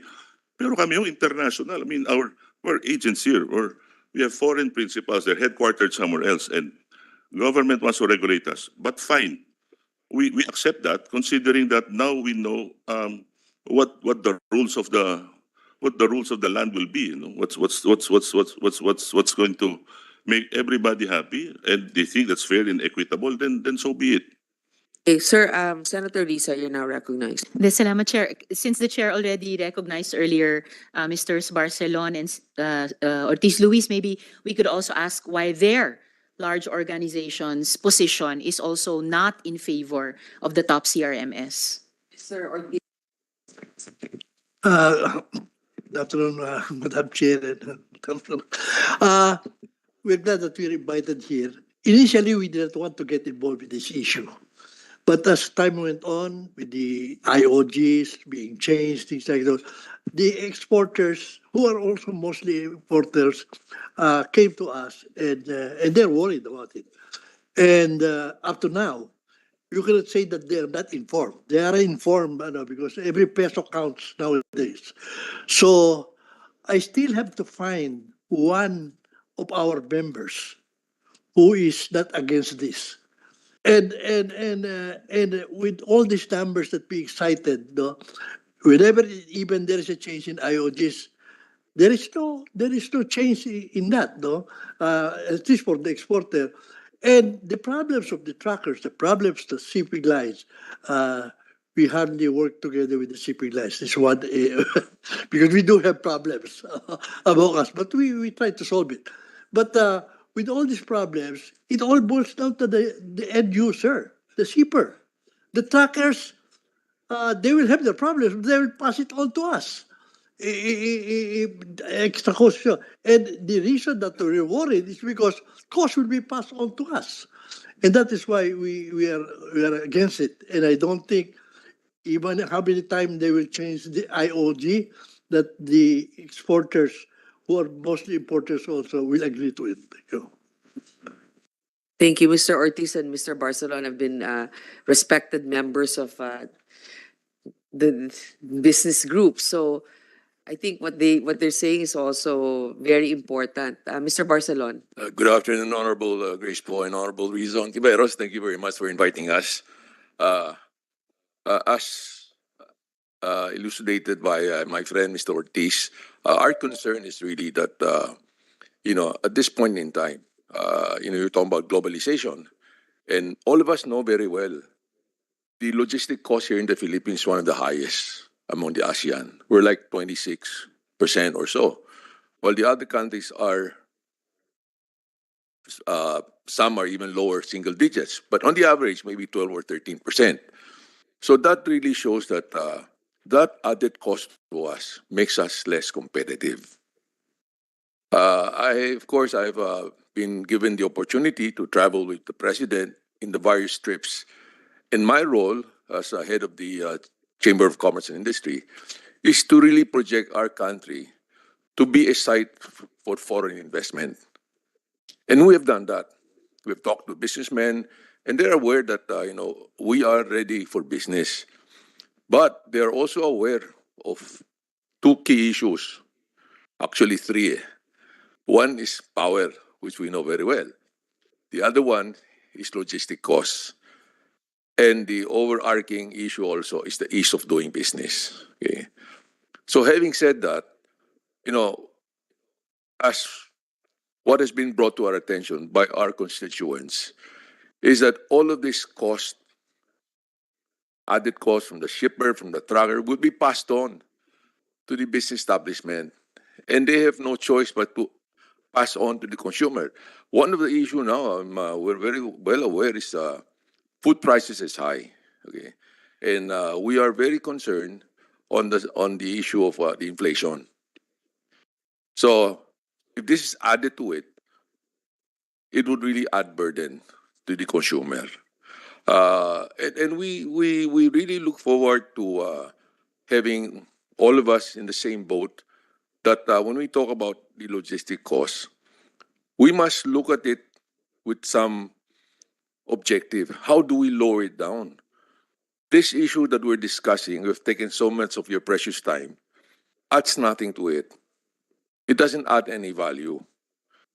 And I'm glad that Secretary Jaime Bautista said it very clearly, that after the virus meeting, they still have to see the benefit. That's why he categorically said deferred indefinitely. So we support that stance. And we hope that moving forward, that we have to really lower down our logistic costs. Not that in the past, we also have issues with the truckers, because the cost is so high. And mind you, if our cost is high, what will happen is we're not competitive, and there will be more importations. That's one side. On the other side, we're not competitive for exports. So it hits us both ways. So I'd like to really, express our support that this be put on hold, but something must be done to reduce our logistic costs. Maraming salamat po. Thank you, Mr. Barcelon. That's well articulated. You're right. Power cost, logistic cost, as well as ease of doing business. And this is one of them that would probably fall in that category of ease of doing business, no? The problem. Attorney Santiago. Thank you, Your Honor.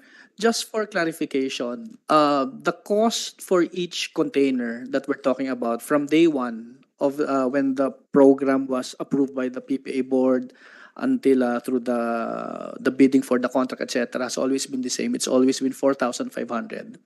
Out of the 4,500, only 980 pesos actually will pertain to PPA, and of the 980 pesos, 250 will go to the insurance companies, which will take care of the container deposit insurance.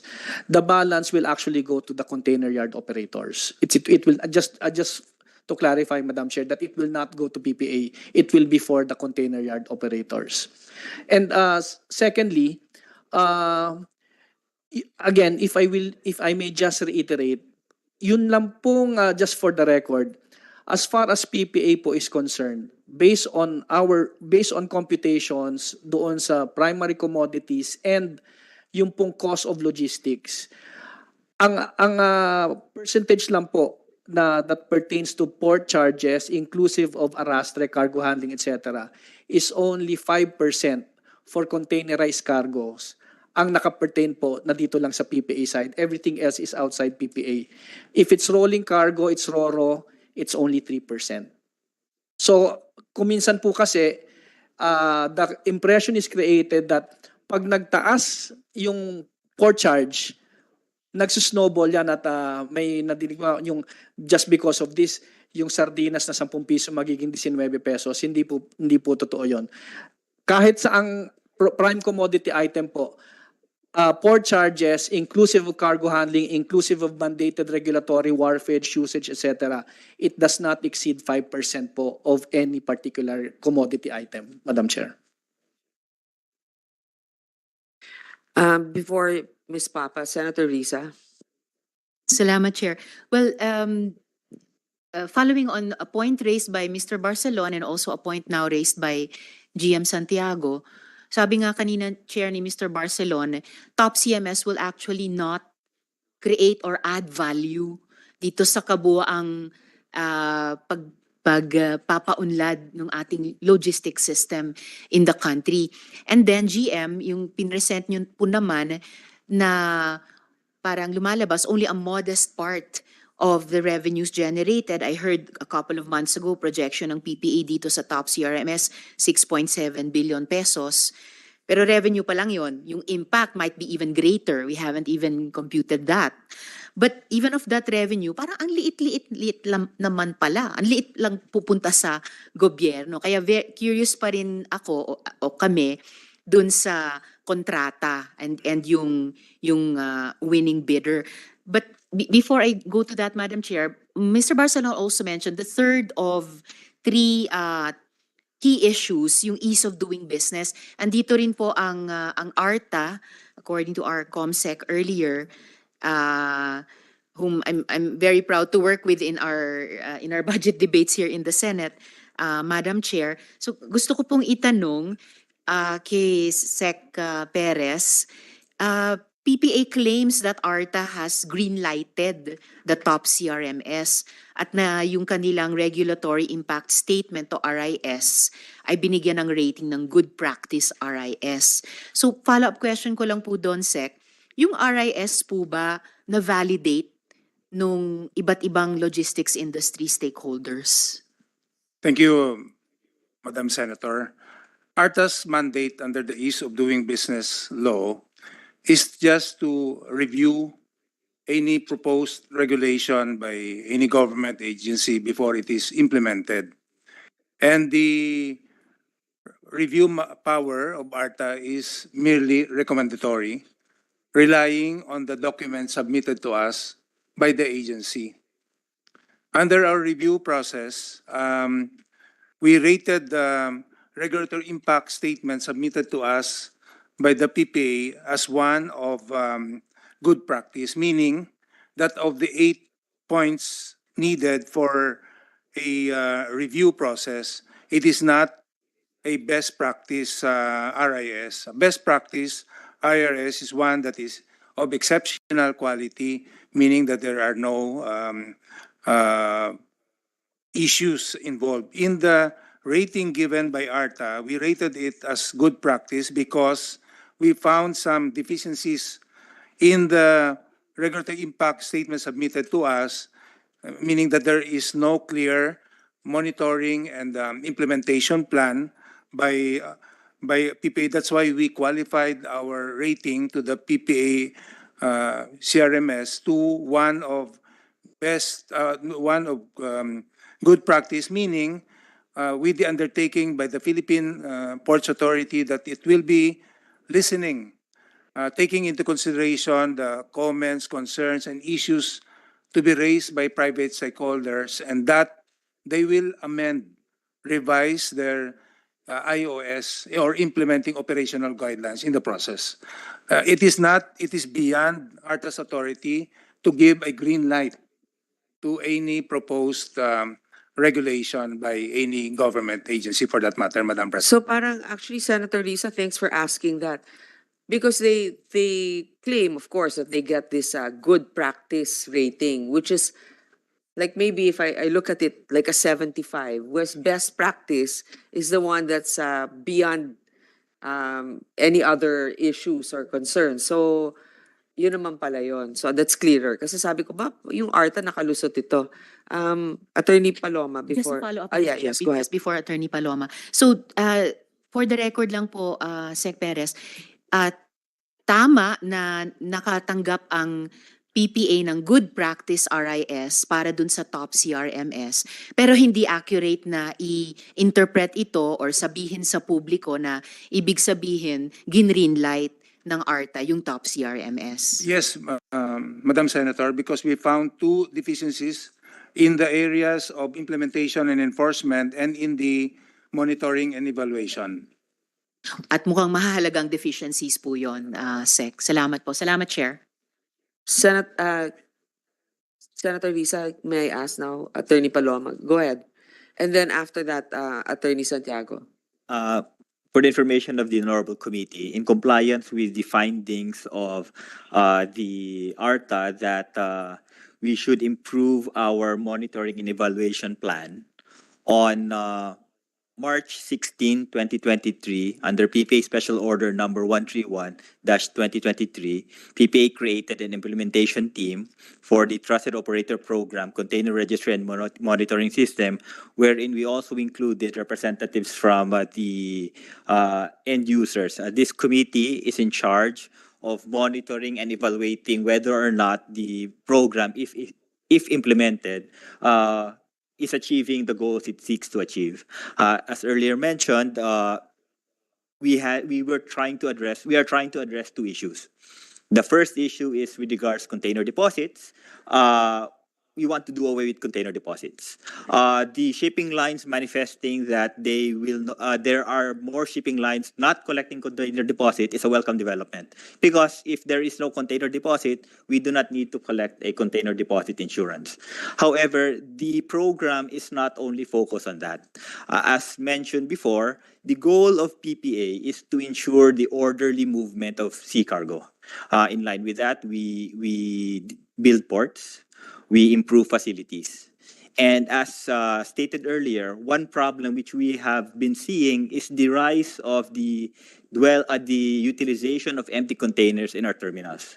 The port users may believe that it is to their benefit to return it directly to the terminal and to store the empty containers in the terminal. But as we earlier stated, the more utilized the port becomes, if it exceeds the optimal 70% utilization, the lesser the efficiency of the port.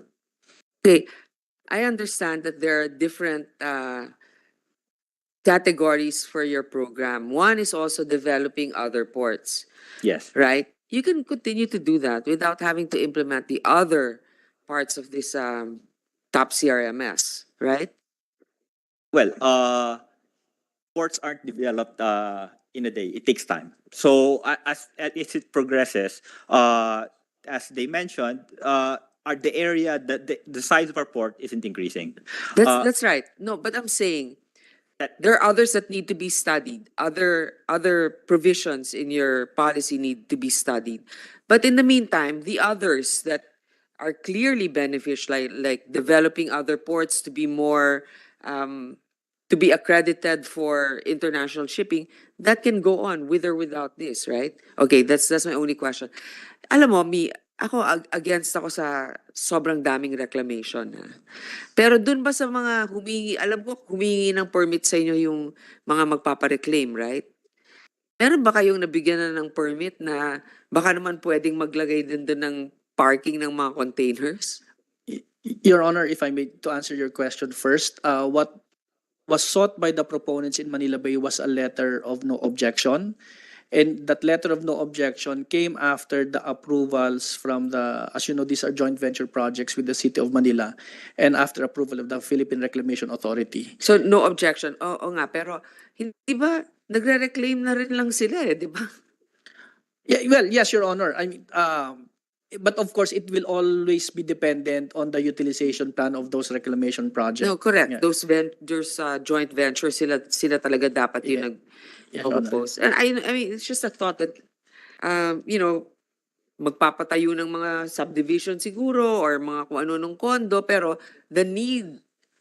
what we really need in that area is to expand our ports, di ba? And also the basic services in support of the ports. It's just a wild thought. Anyway, go ahead with your, you wanted... Yes, Your Honor.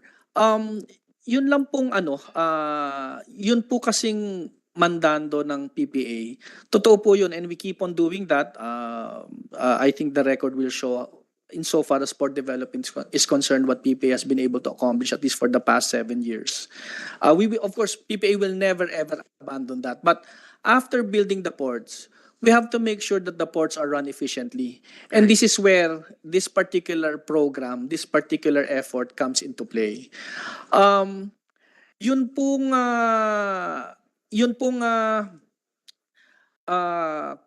kung halimbawa po hindi po ito matuloy, wala pong problema, we just move forward.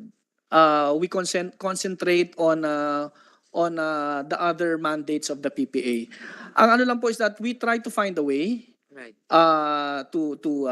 Then based on our own experiences, this is so far the best thing that we can think of at the moment. We are not saying that this is the only solution, but at the moment, based on the challenges, this is the best solution that we can think of. I'm sure somebody else can think of something better. Pero yun pong kalimutan ko tuloy.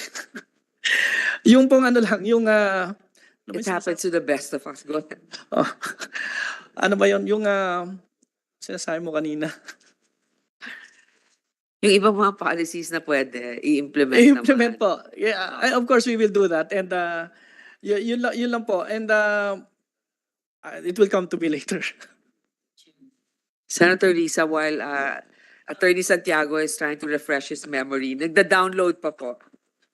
Opo, habang nire-refresh ni GM yung memory nila. Before it skips me, sorry po. Okay, Senator Sorry, Risa with the pa ho. permission. Opo. Teka muna. Basta konektado to Yes, kasi- ma'am. Yes, ma'am. Okay, go ahead. No, yun lang pong sinasabi kanina, yung sinasabi ni DG Nesty Perez po. What PPA got po is a 36/40 rating, which is equivalent to 90%. Only 2 items po doon sa ARTA ang hindi na-accomplish po doon. And those 2, unfortunately, can only be achieved and we can only determine those if we are already on the point of implementation.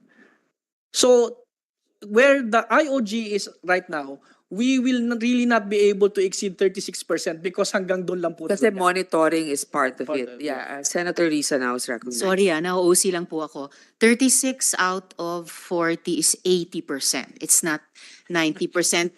80 is closer to the 75 na sinabi ni Chair. Just saying po. Thank you, Madam Chair. No, sir. 9, 18, 27. Wait. 9s and 8s. In any case po, mahalaga. Ako, I would listen Huwag po niyo to ako the... tatanungin dyan kasi pasang-awa ako Opo. sa math. Hindi rin po ako magaling sa math sa school, pero I would really give weight dun sa sinasabi nung regulatory body ng ARTA. At yung mga, aside from the numbers, yung areas na sinabi nilang may deficiencies, mahalaga po implementation, monitoring, and evaluation. So, I stand corrected as well on the numbers, pero gusto ko lang bigyang halaga yung sinabi ng ARTA. So, I'm glad, it's refreshing to hear na bukas ang PPA na baka hindi matuloy kung hindi man matuloy ang top CRMS, that we can move forward. And I think it's a good statement to make in a room na gaya ng sinabi ni Sec Bautista kanina, there's only one agency that is supporting the system at this time. Pero even if we move forward, kailangan pa rin nating maintindihan, which is why the committee took an interest in investigating this resolution, hearing this resolution. Ano ba nangyari? Bakit ba nangyaring ganito? And tama ba or maling pangyari? So, as of today at least, ito po bang top CRMS na bid out na po ba ito? Yes po, Your Honor, na-bid out na po. Yes, GM. If I may Yes. mention lang po, Your Honor, the actual procurement process was even brought to court already. Dinala po yan sa Regional Trial Court of Manila. The case filed by an opposing bidder was dismissed. Umakyat na po sa Court of Appeals yan, na-dismiss na din po ulit as of now. Salamat. And have we paid? Has government paid the winning bidder? Wala pong payment pa po kahit na any amount ang gobyerno. Ang arrangement po under the contract, this is on a pay-as-you-use basis. If you will note po from the contract, Your Honors, it only covers for 200,000 containers, if I am not mistaken, because the original plan was this was supposed to have been implemented by the last quarter of 2022. And that for that period, the estimate was for 200,000 containers. So, but the total amount po ng containers which is sought to be monitored is really 1.2 million annually. Yung pong sa customs na sinasabi, yung pong monitoring nila only pertains to containers bound for PEZA zones and for bonded warehouses. Hindi po lahat. And then yung pong kanilang tracking equipment, if I'm not mistaken, on one occasion, it was stated that it was only, I think, 1,500 units na pinagpapalit-palit po doon sa per container that is shipped to the PEZA zones and for customs bonded warehouses. And GM, speaking of the contract, could you provide us with a copy of the contract? We already submitted, Your Honor. It was part of the submission to the Siguro, GM. public, kung bidding yan, may announcement yan, di ba? So, saan nyo pinublish yun? Pinost po yan sa PhilJeps. Okay. PPA website. PPA We website. complied with the 9184 and published on our website. So, give us a copy of that posting, Okay. if you have it, and the date it was posted and when it was awarded. And Madam Chair, GM, so have you also provided the committee the terms of reference? Kasama po ng I think the entire bidding file po for the particular project was submitted to the committee from the terms of reference. What was requested from us was a copy of the contract. However, the terms of reference is an attachment to the contract. Since we apologize. No, it's all right, but as long as you have submitted it to the committee, sir, Attorney GM. Thank you, Chair. And will the IOG, the final IOG, be consistent with the terms of reference? Well, Your Honor, it is consistent with the terms of reference for the contract. And based on the current draft, it is the draft that was reviewed by ARTA, and PPA does not intend to amend it and implement it without going back to the ARTA for its subsequent vetting. In the interest of time and complying with the guidance of the chair, I'd like to wrap up my questions. have you also submitted the SEC documents of the winning bidder? We will submit them. Thank you. And the winning bidder was? Here, Madam Senator, the winning bidder is the joint venture of ShipTech Solutions and Next IX. And if I may be allowed to say something also, nasasaktan po ako pag sinasabing midnight deal yung project because when this You represent those companies that won? I'm the legal counsel of ShipTech Solutions, but I was also part in the bidding process. So when the admin order of PPA was issued sometime in September 2021, stating therein that it will procure this kind of system, the top CRMS, we already prepared for it. And the invitation to bid was published in February of 2022. And I was part of the preparation of the bidding process and the rigorous post-qualification conducted by the PPA. And the contract was signed May 2 of 2022. And there's a table of deliverables that we have been complying with, only that the IOG is not yet issued. It was mentioned by GM that the process, the award, and the contract had been legally challenged before the RTC. It was dismissed. And they elevated the matter to the Court of Appeals. And only yesterday we received the resolution dismissing also the petition. In other words, as we speak, there is no legal obstacle in the implementation of this project. I would also like to highlight that the PPA is within its mandate to regulate the entry, conveyance, movement, and exit of these containers arriving from foreign ports. And that is, I think, the essence of the project. It is the creation of a system that will provide this container registry and monitoring. And there are components of the system separate from the insurance component and the container yard component. So if you'd ask me, Madam Chair, this system would benefit all the stakeholders here because I don't think there's real question that the regulation of all these containers coming in Philippine ports, at least under the jurisdiction of the PPA, would not serve the interests of the government as well, especially the PPA, as a regulator of its own ports.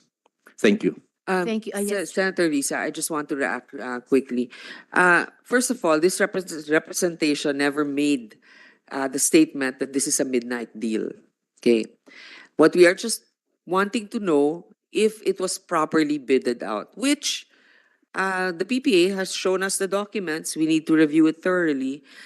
So that's one. Number two, I understand that this is a proposal and I'm thinking that I'd like to give you the benefit of the doubt that this is really with proper and good intention. That's why you're wanting to implement this. But of course, you are one that will provide the service, but the ones that are supposed to receive the service, which are the stakeholders, are not amenable to it. That's the reason why we're having this discussion. So anyway, that's just that. I just wanted to put that on record also. I never said midnight deal. Senator Risa. Thank you, Madam Chair. And Attorney, yung joint venture po ng ShipTech Solutions is, sorry, the name of the second company? Your Honor, it's Next IX. Next IX, thank you. And indeed, I was the one who mentioned that some stakeholders have described the deal as a midnight deal. And if it's hurting to hear, I think I also understand that they are also hurting. And as the chair anyway said, that's why we are holding this hearing. And so I've also heard reports that ShipTech or the owner of ShipTech also operates a trucking or forwarding business. Is this correct? ShipTech, Your Honor, is a distinct and separate entity from related companies like the logistics and forwarding or brokerage.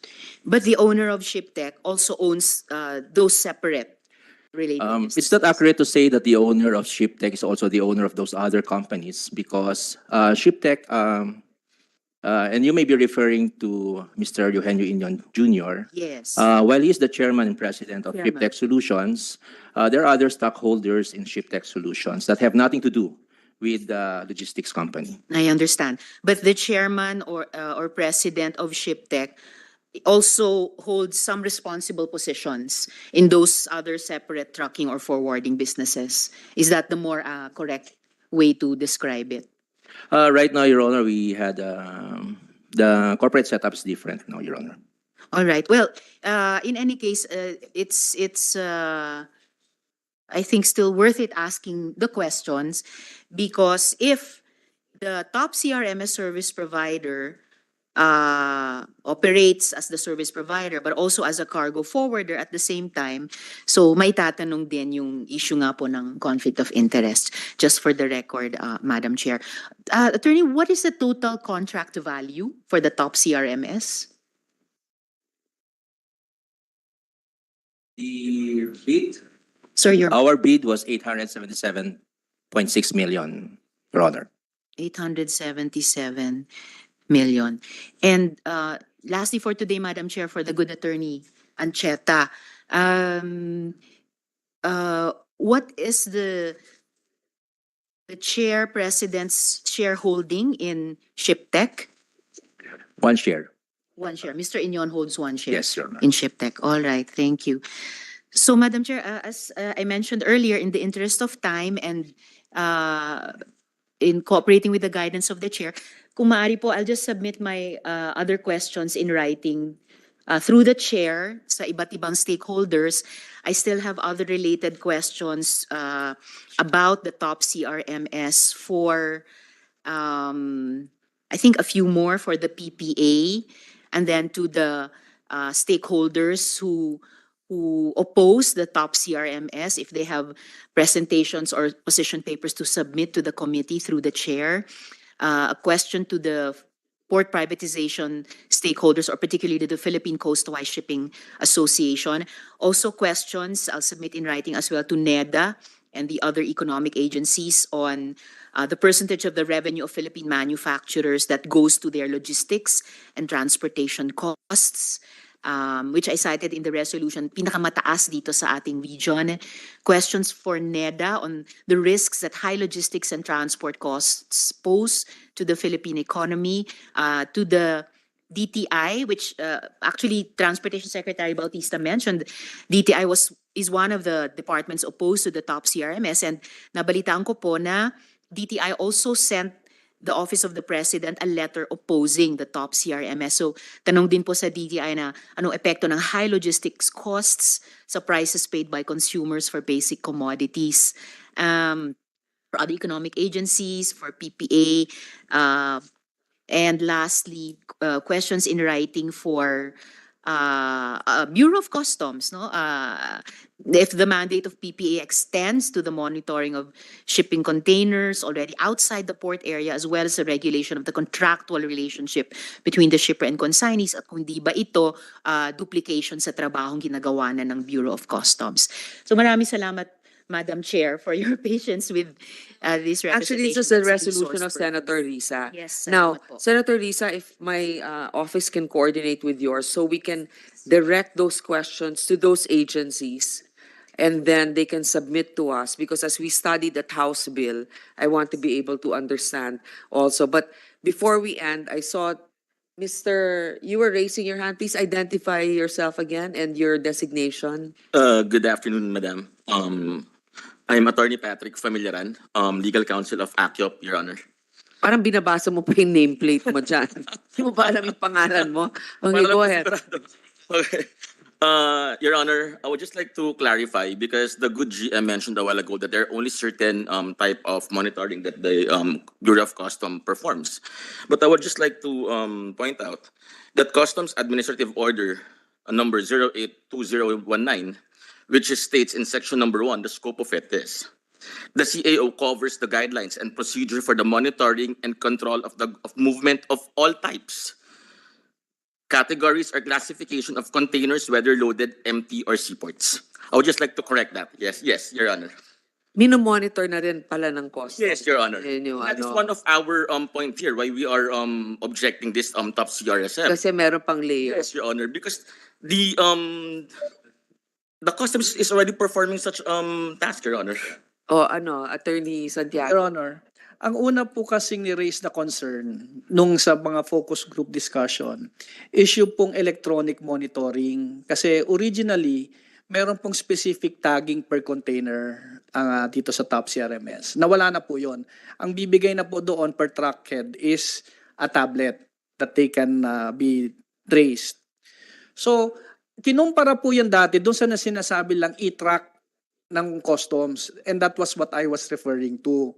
Na on one occasion, it was admitted that the e-track gadgets, monitoring gadgets, accounted for about 1,500, and it was only attached to containers bound for peso zones and customs bonded warehouses. Ngayon, in answer po to the issue raised, ang concern po again, hindi naman po nagko-conflict yung mandate ng customs at saka PPA. Kasi kahit minomonitor po ng customs yan, kailangan po naming malaman kung kailan ba pabalik yung mga container sa pier. Hindi naman po sasabihin sa amin ng customs yon. Kung kailan. Dahil hindi din po alam ng customs kung kailan po nila ibabalik. Okay, Mr. Madam Chair. Yeah. Okay, Mr. Ilagan muna. Ang katanungan ko lang doon po, Madam Chair, is bakit po kailangan nila monitor? That is our container. Kasi Container po, po Madam namin yan Chair, So yung movement noon, yung movement ng container is depende po sa amin, no? For as long as it does not violate the 90-day rule of the customs, it is our prerogative where and when to ship out container, either laden or empty. Amin pong container yun eh. Okay, Attorney Santiago. Ano? pero pagpasok po sa terminal, hindi po ba't obligasyon namin malaman kung ilang container ang papasok at lalabas? Dahil kailangan po naming malaman kung saan naming area sa terminal i-assign at kung saan slot namin. Hindi po. Meron naman silang paglalagyan eh. At saka po, Diba binabalik din naman sa terminal na mismo pag Opo, ready na? hindi po, Your Honor. Kasi binabalik po sa terminal yan. Meron po na for ship out na kaagad, merong hindi pa po for ship out. but all of this, Madam Chair, is being coordinated with the terminal. Kino-coordinate po namin yan. Halimbawa, our ship will arrive, now it's at 12, on the 15th.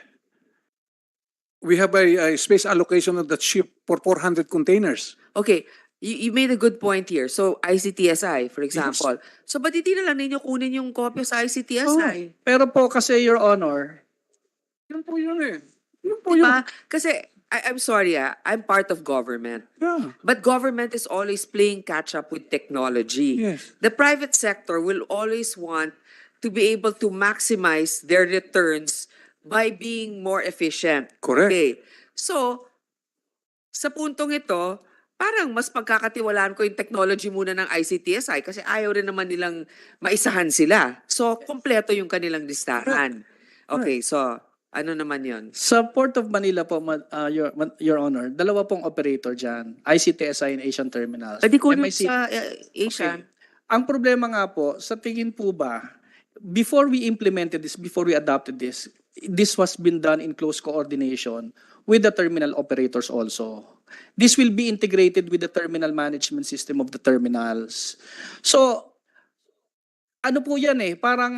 So, imbis na dedirekta sila sa terminal, That is operator, sa inyo na dedirekta. Kasi magkahiwalay po yun. Both terminal operators will not share information with Okay, each other. you know what, sir? You have a point there. They won't share information with each other, but they will have to share it with you.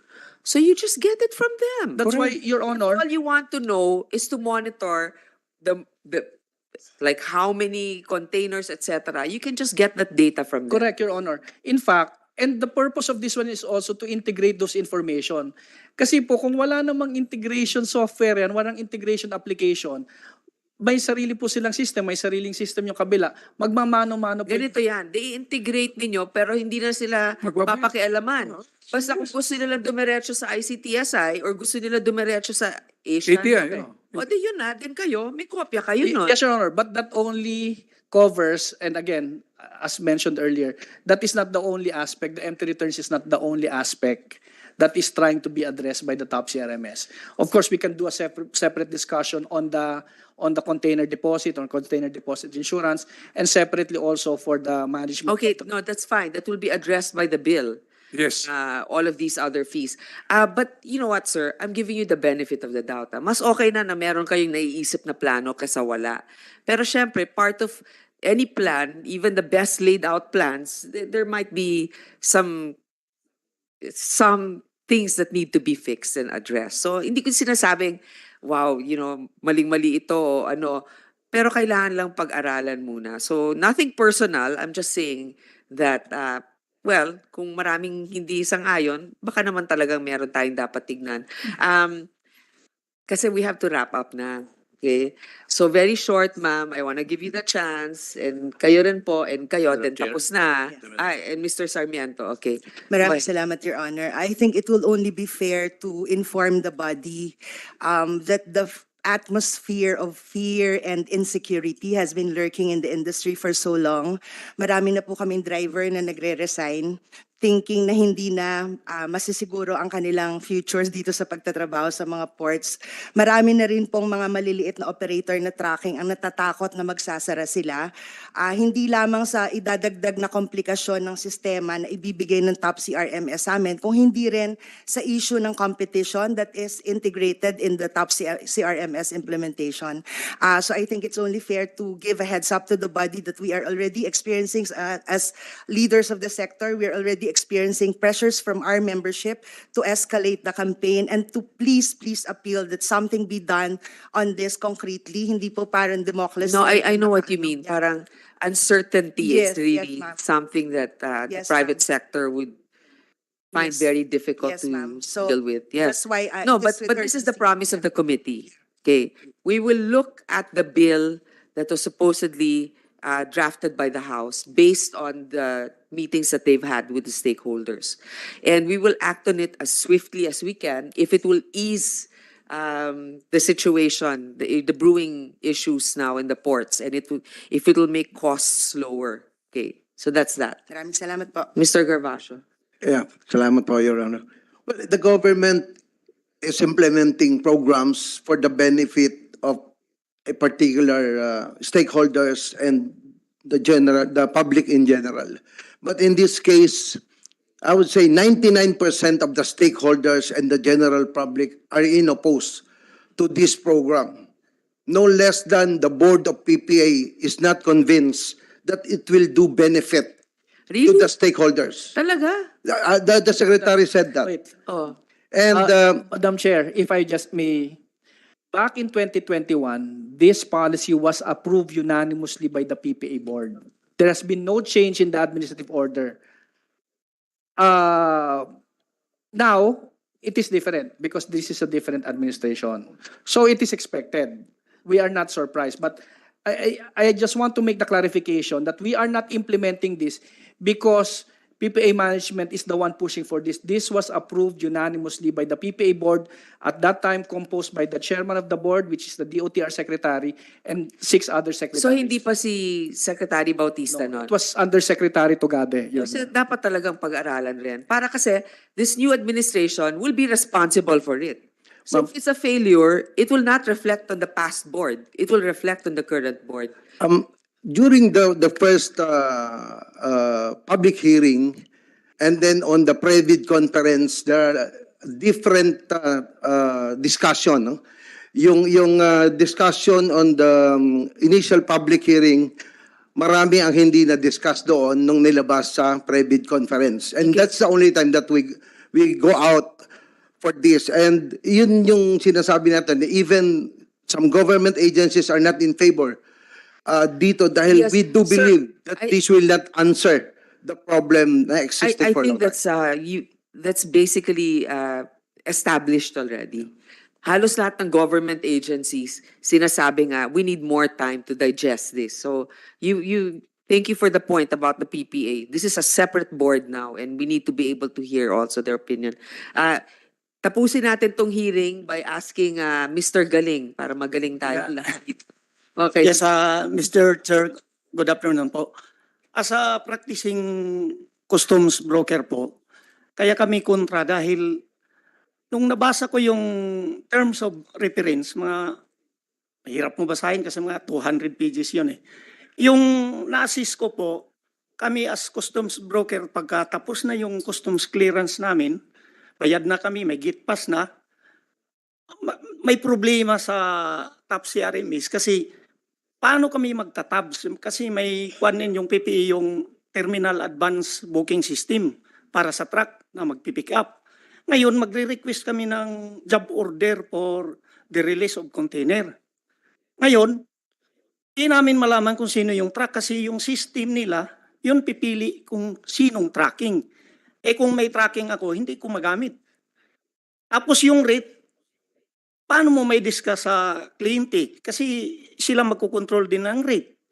Tapos, yung hinahabol mo, for example, hanggang ngayong gabi lang yung, tawag nito, storage, dimurahe.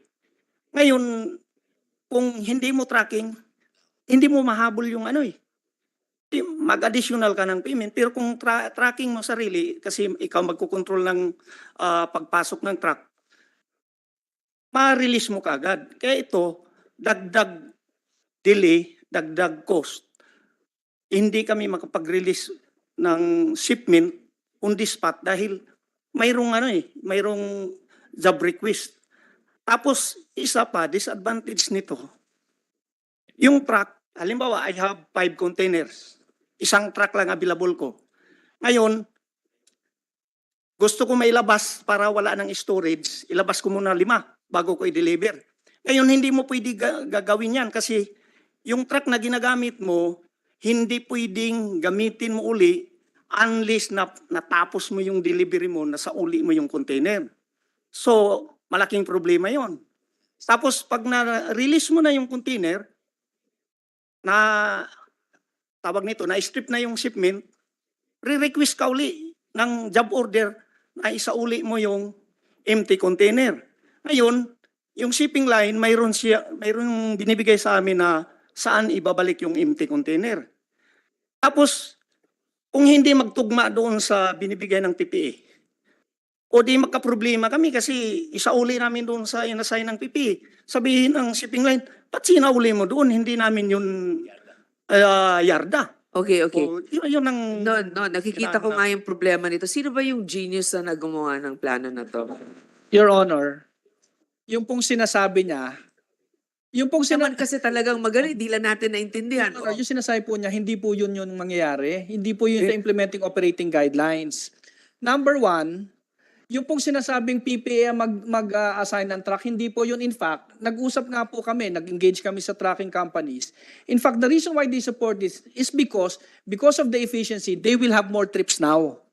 That is one. It will not be PPA who will assign the trucks. It will still be them to book the trucks with the shipping lines. Number 2, Your Honor, the reason for the dashboard, hindi din po PPA ang magdidikta kung saan mo dadalhin. Ikaw ang mamimili doon sa dashboard kung saan container yard, kung saan mo dadalhin doon. Pinoprovide lang po doon dashboard kung saan ba yung bakante. Ikaw ang mamili. Kung ayaw mo sa Bulacan, edi wag mong i-click yung Bulacan. Kung gusto mo maghintay, maghintay ka. Nagpo-provide lang po kami ng facility so that they will know kung saan ang available. Okay. No, I see it but we really have to do some pencil pushing and do ano ba to, paano ba talaga ito, no? Kung kailangan ko bisitahin yung lugar para malaman talaga kasi nga hindi namin alam yung time and motion, ganyan. Pero sino nga ang consulting company ninyo na nagbigay ng proposal na to? This was, yung pong problem, of course, was ano po yan, that was as a result of the continuing study ng internally ng PPA. Okay. So meron po tayo dyan, we have our port operations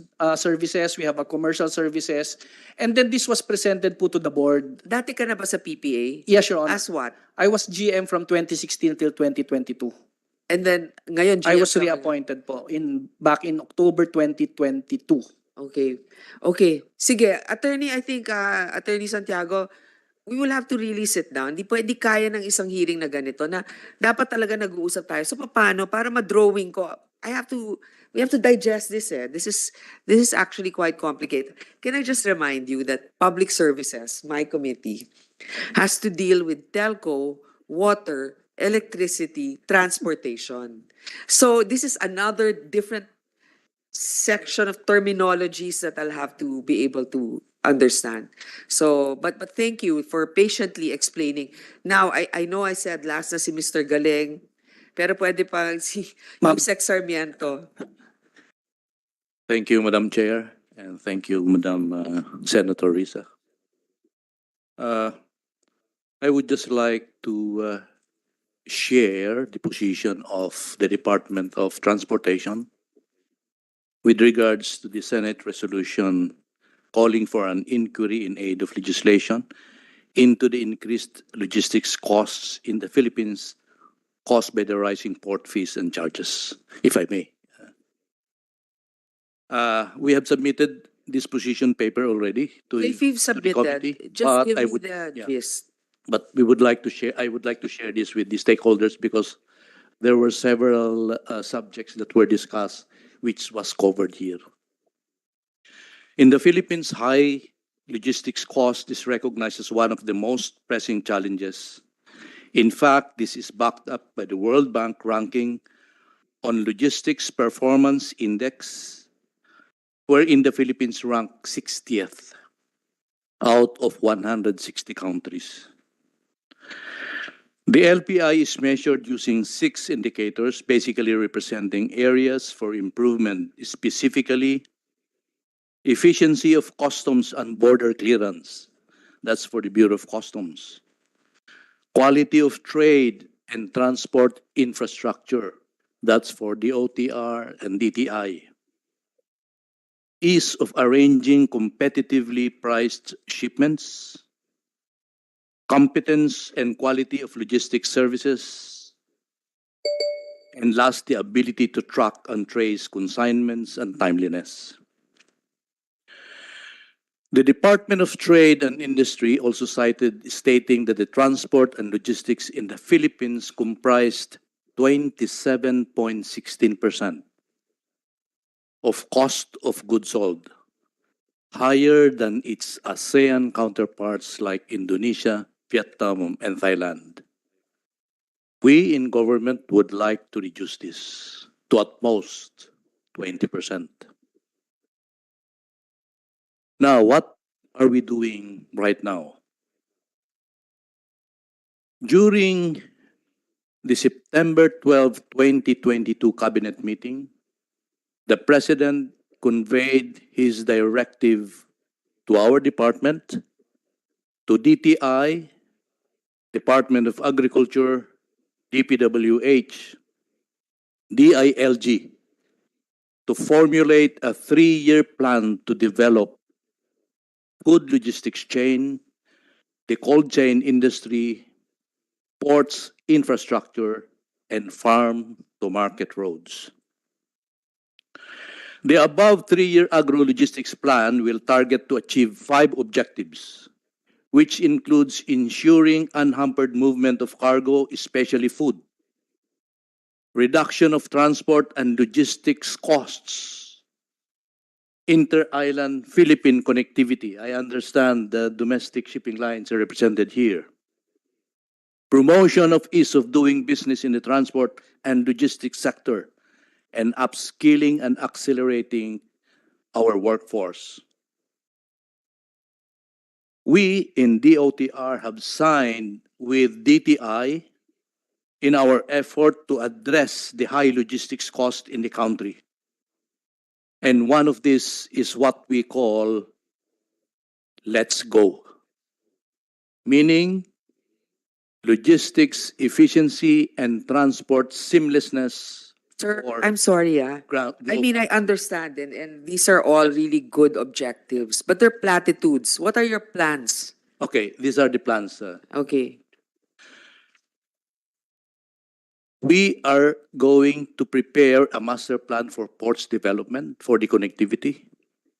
We are seeking, by the way, a budget for next year for the maritime and logistics feasibility studies on ports development, cold chain, and logistics infrastructure. The other one is we are gathering support for the passage of House Bill number 4933 The aforesaid bill includes provisions pushing for the transparency and regulations of destination charges, demurrage and detention charges, and container deposits. We hope you Sir, can support that. we have to study that Yes, bill. yes. Go ahead. What And else? on the study on the transport, on the top CRMS, our Secretary of Transport already mentioned about the deferral in the board of the decision. And the President has directed through the Executive Secretary to the DOTR to make a thorough study and evaluation whether the top CRMS violates the ease of doing business. Okay, Mr. Sarmiento, I have We- two questions for you. The first one is, hingi kayo ng budget so that you can study what will be best to improve the services and lower costs. How long is that study going to be? Have you already thought of a company or a Yeah, we consulting are firm? already working with ADB as well ADB. as DA on the DA? yes, Department of Agriculture together with ADB for the cold chain logistics for food. And how long will that take? The Uh, study? we expect that this will be completed in 2 months. In 2 months. 2 months. Pero yung budget na hihingin nyo, next year pa yon. This is not just for this, Your Honor, but also for the port design, including cold storage within the port, as well as expansion of plug-ins for reefers. Okay. So, sir, yeah, that will be for further discussion with regards to budget. Ako yung Yes. nagde-defend Yeah, ng yeah, budget nyo, ha? So, Royal Cargo, you used to be president and CEO of Royal Cargo for 42 years until you're appointed for maritime. Now, Royal Cargo specializes in freight forwarding, including air and ports. Am I correct? That's correct. Your Honor. Okay. So with the new, wala naman kayong conflict of interest kaya dito? Wala na po. Nag-retire na po ako since Pero last sino year. may-ari? It is owned by the Royber family. It's a Filipino-German family. So you were actually an employee of the company, I'm an employee and at the same time a small shareholder. a shareholder, like But what it's not a percentage? significant shareholder that can be considered. Have you already divested if you're a shareholder? Di ba? There's no need to divest, Your Honor, because it's so small. I cannot even vote myself as a member of the board. Okay.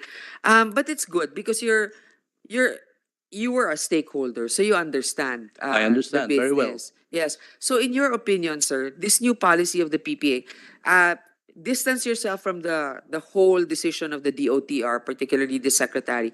Do you think that it really needs to be deferred, the implementation?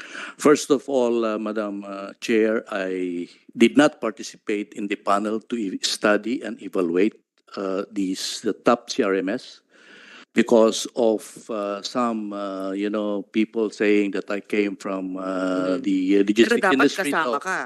Dapat kasama pero I did not participate and the secretary allowed me not to participate. But if you ask me personally, I'm against it. Okay. Ayan na. Okay, with that, no, first, I still want to acknowledge, okay, for whatever the intention, given the benefit of the doubt, it might be good. We want to see something better for all of us. Kami yung mga consumers and end users, di ba? So, I'm glad that the DOTR made a decision to defer it. Thank you, Mr. Sarmiento, for being very candid about it. It's good that you've worked in this industry, so kasama ninyo siya. 'Di ba? Kasama ninyo talaga siya. Attorney Santiago, don't tire of trying to find a solution. Hindi ikaw yung kontrabida dito, hindi kayo. Ano lang, parang nagbabanggaan lang tayo ng opinions. But as long as we're willing to listen, 'di ba, we will be able to find a mutually beneficial solution. So, thank you to all of the resource persons for your attendance today. And this hearing, hindi ko nababasahin itong summary, okay na to. This hearing is now suspended. Thank you.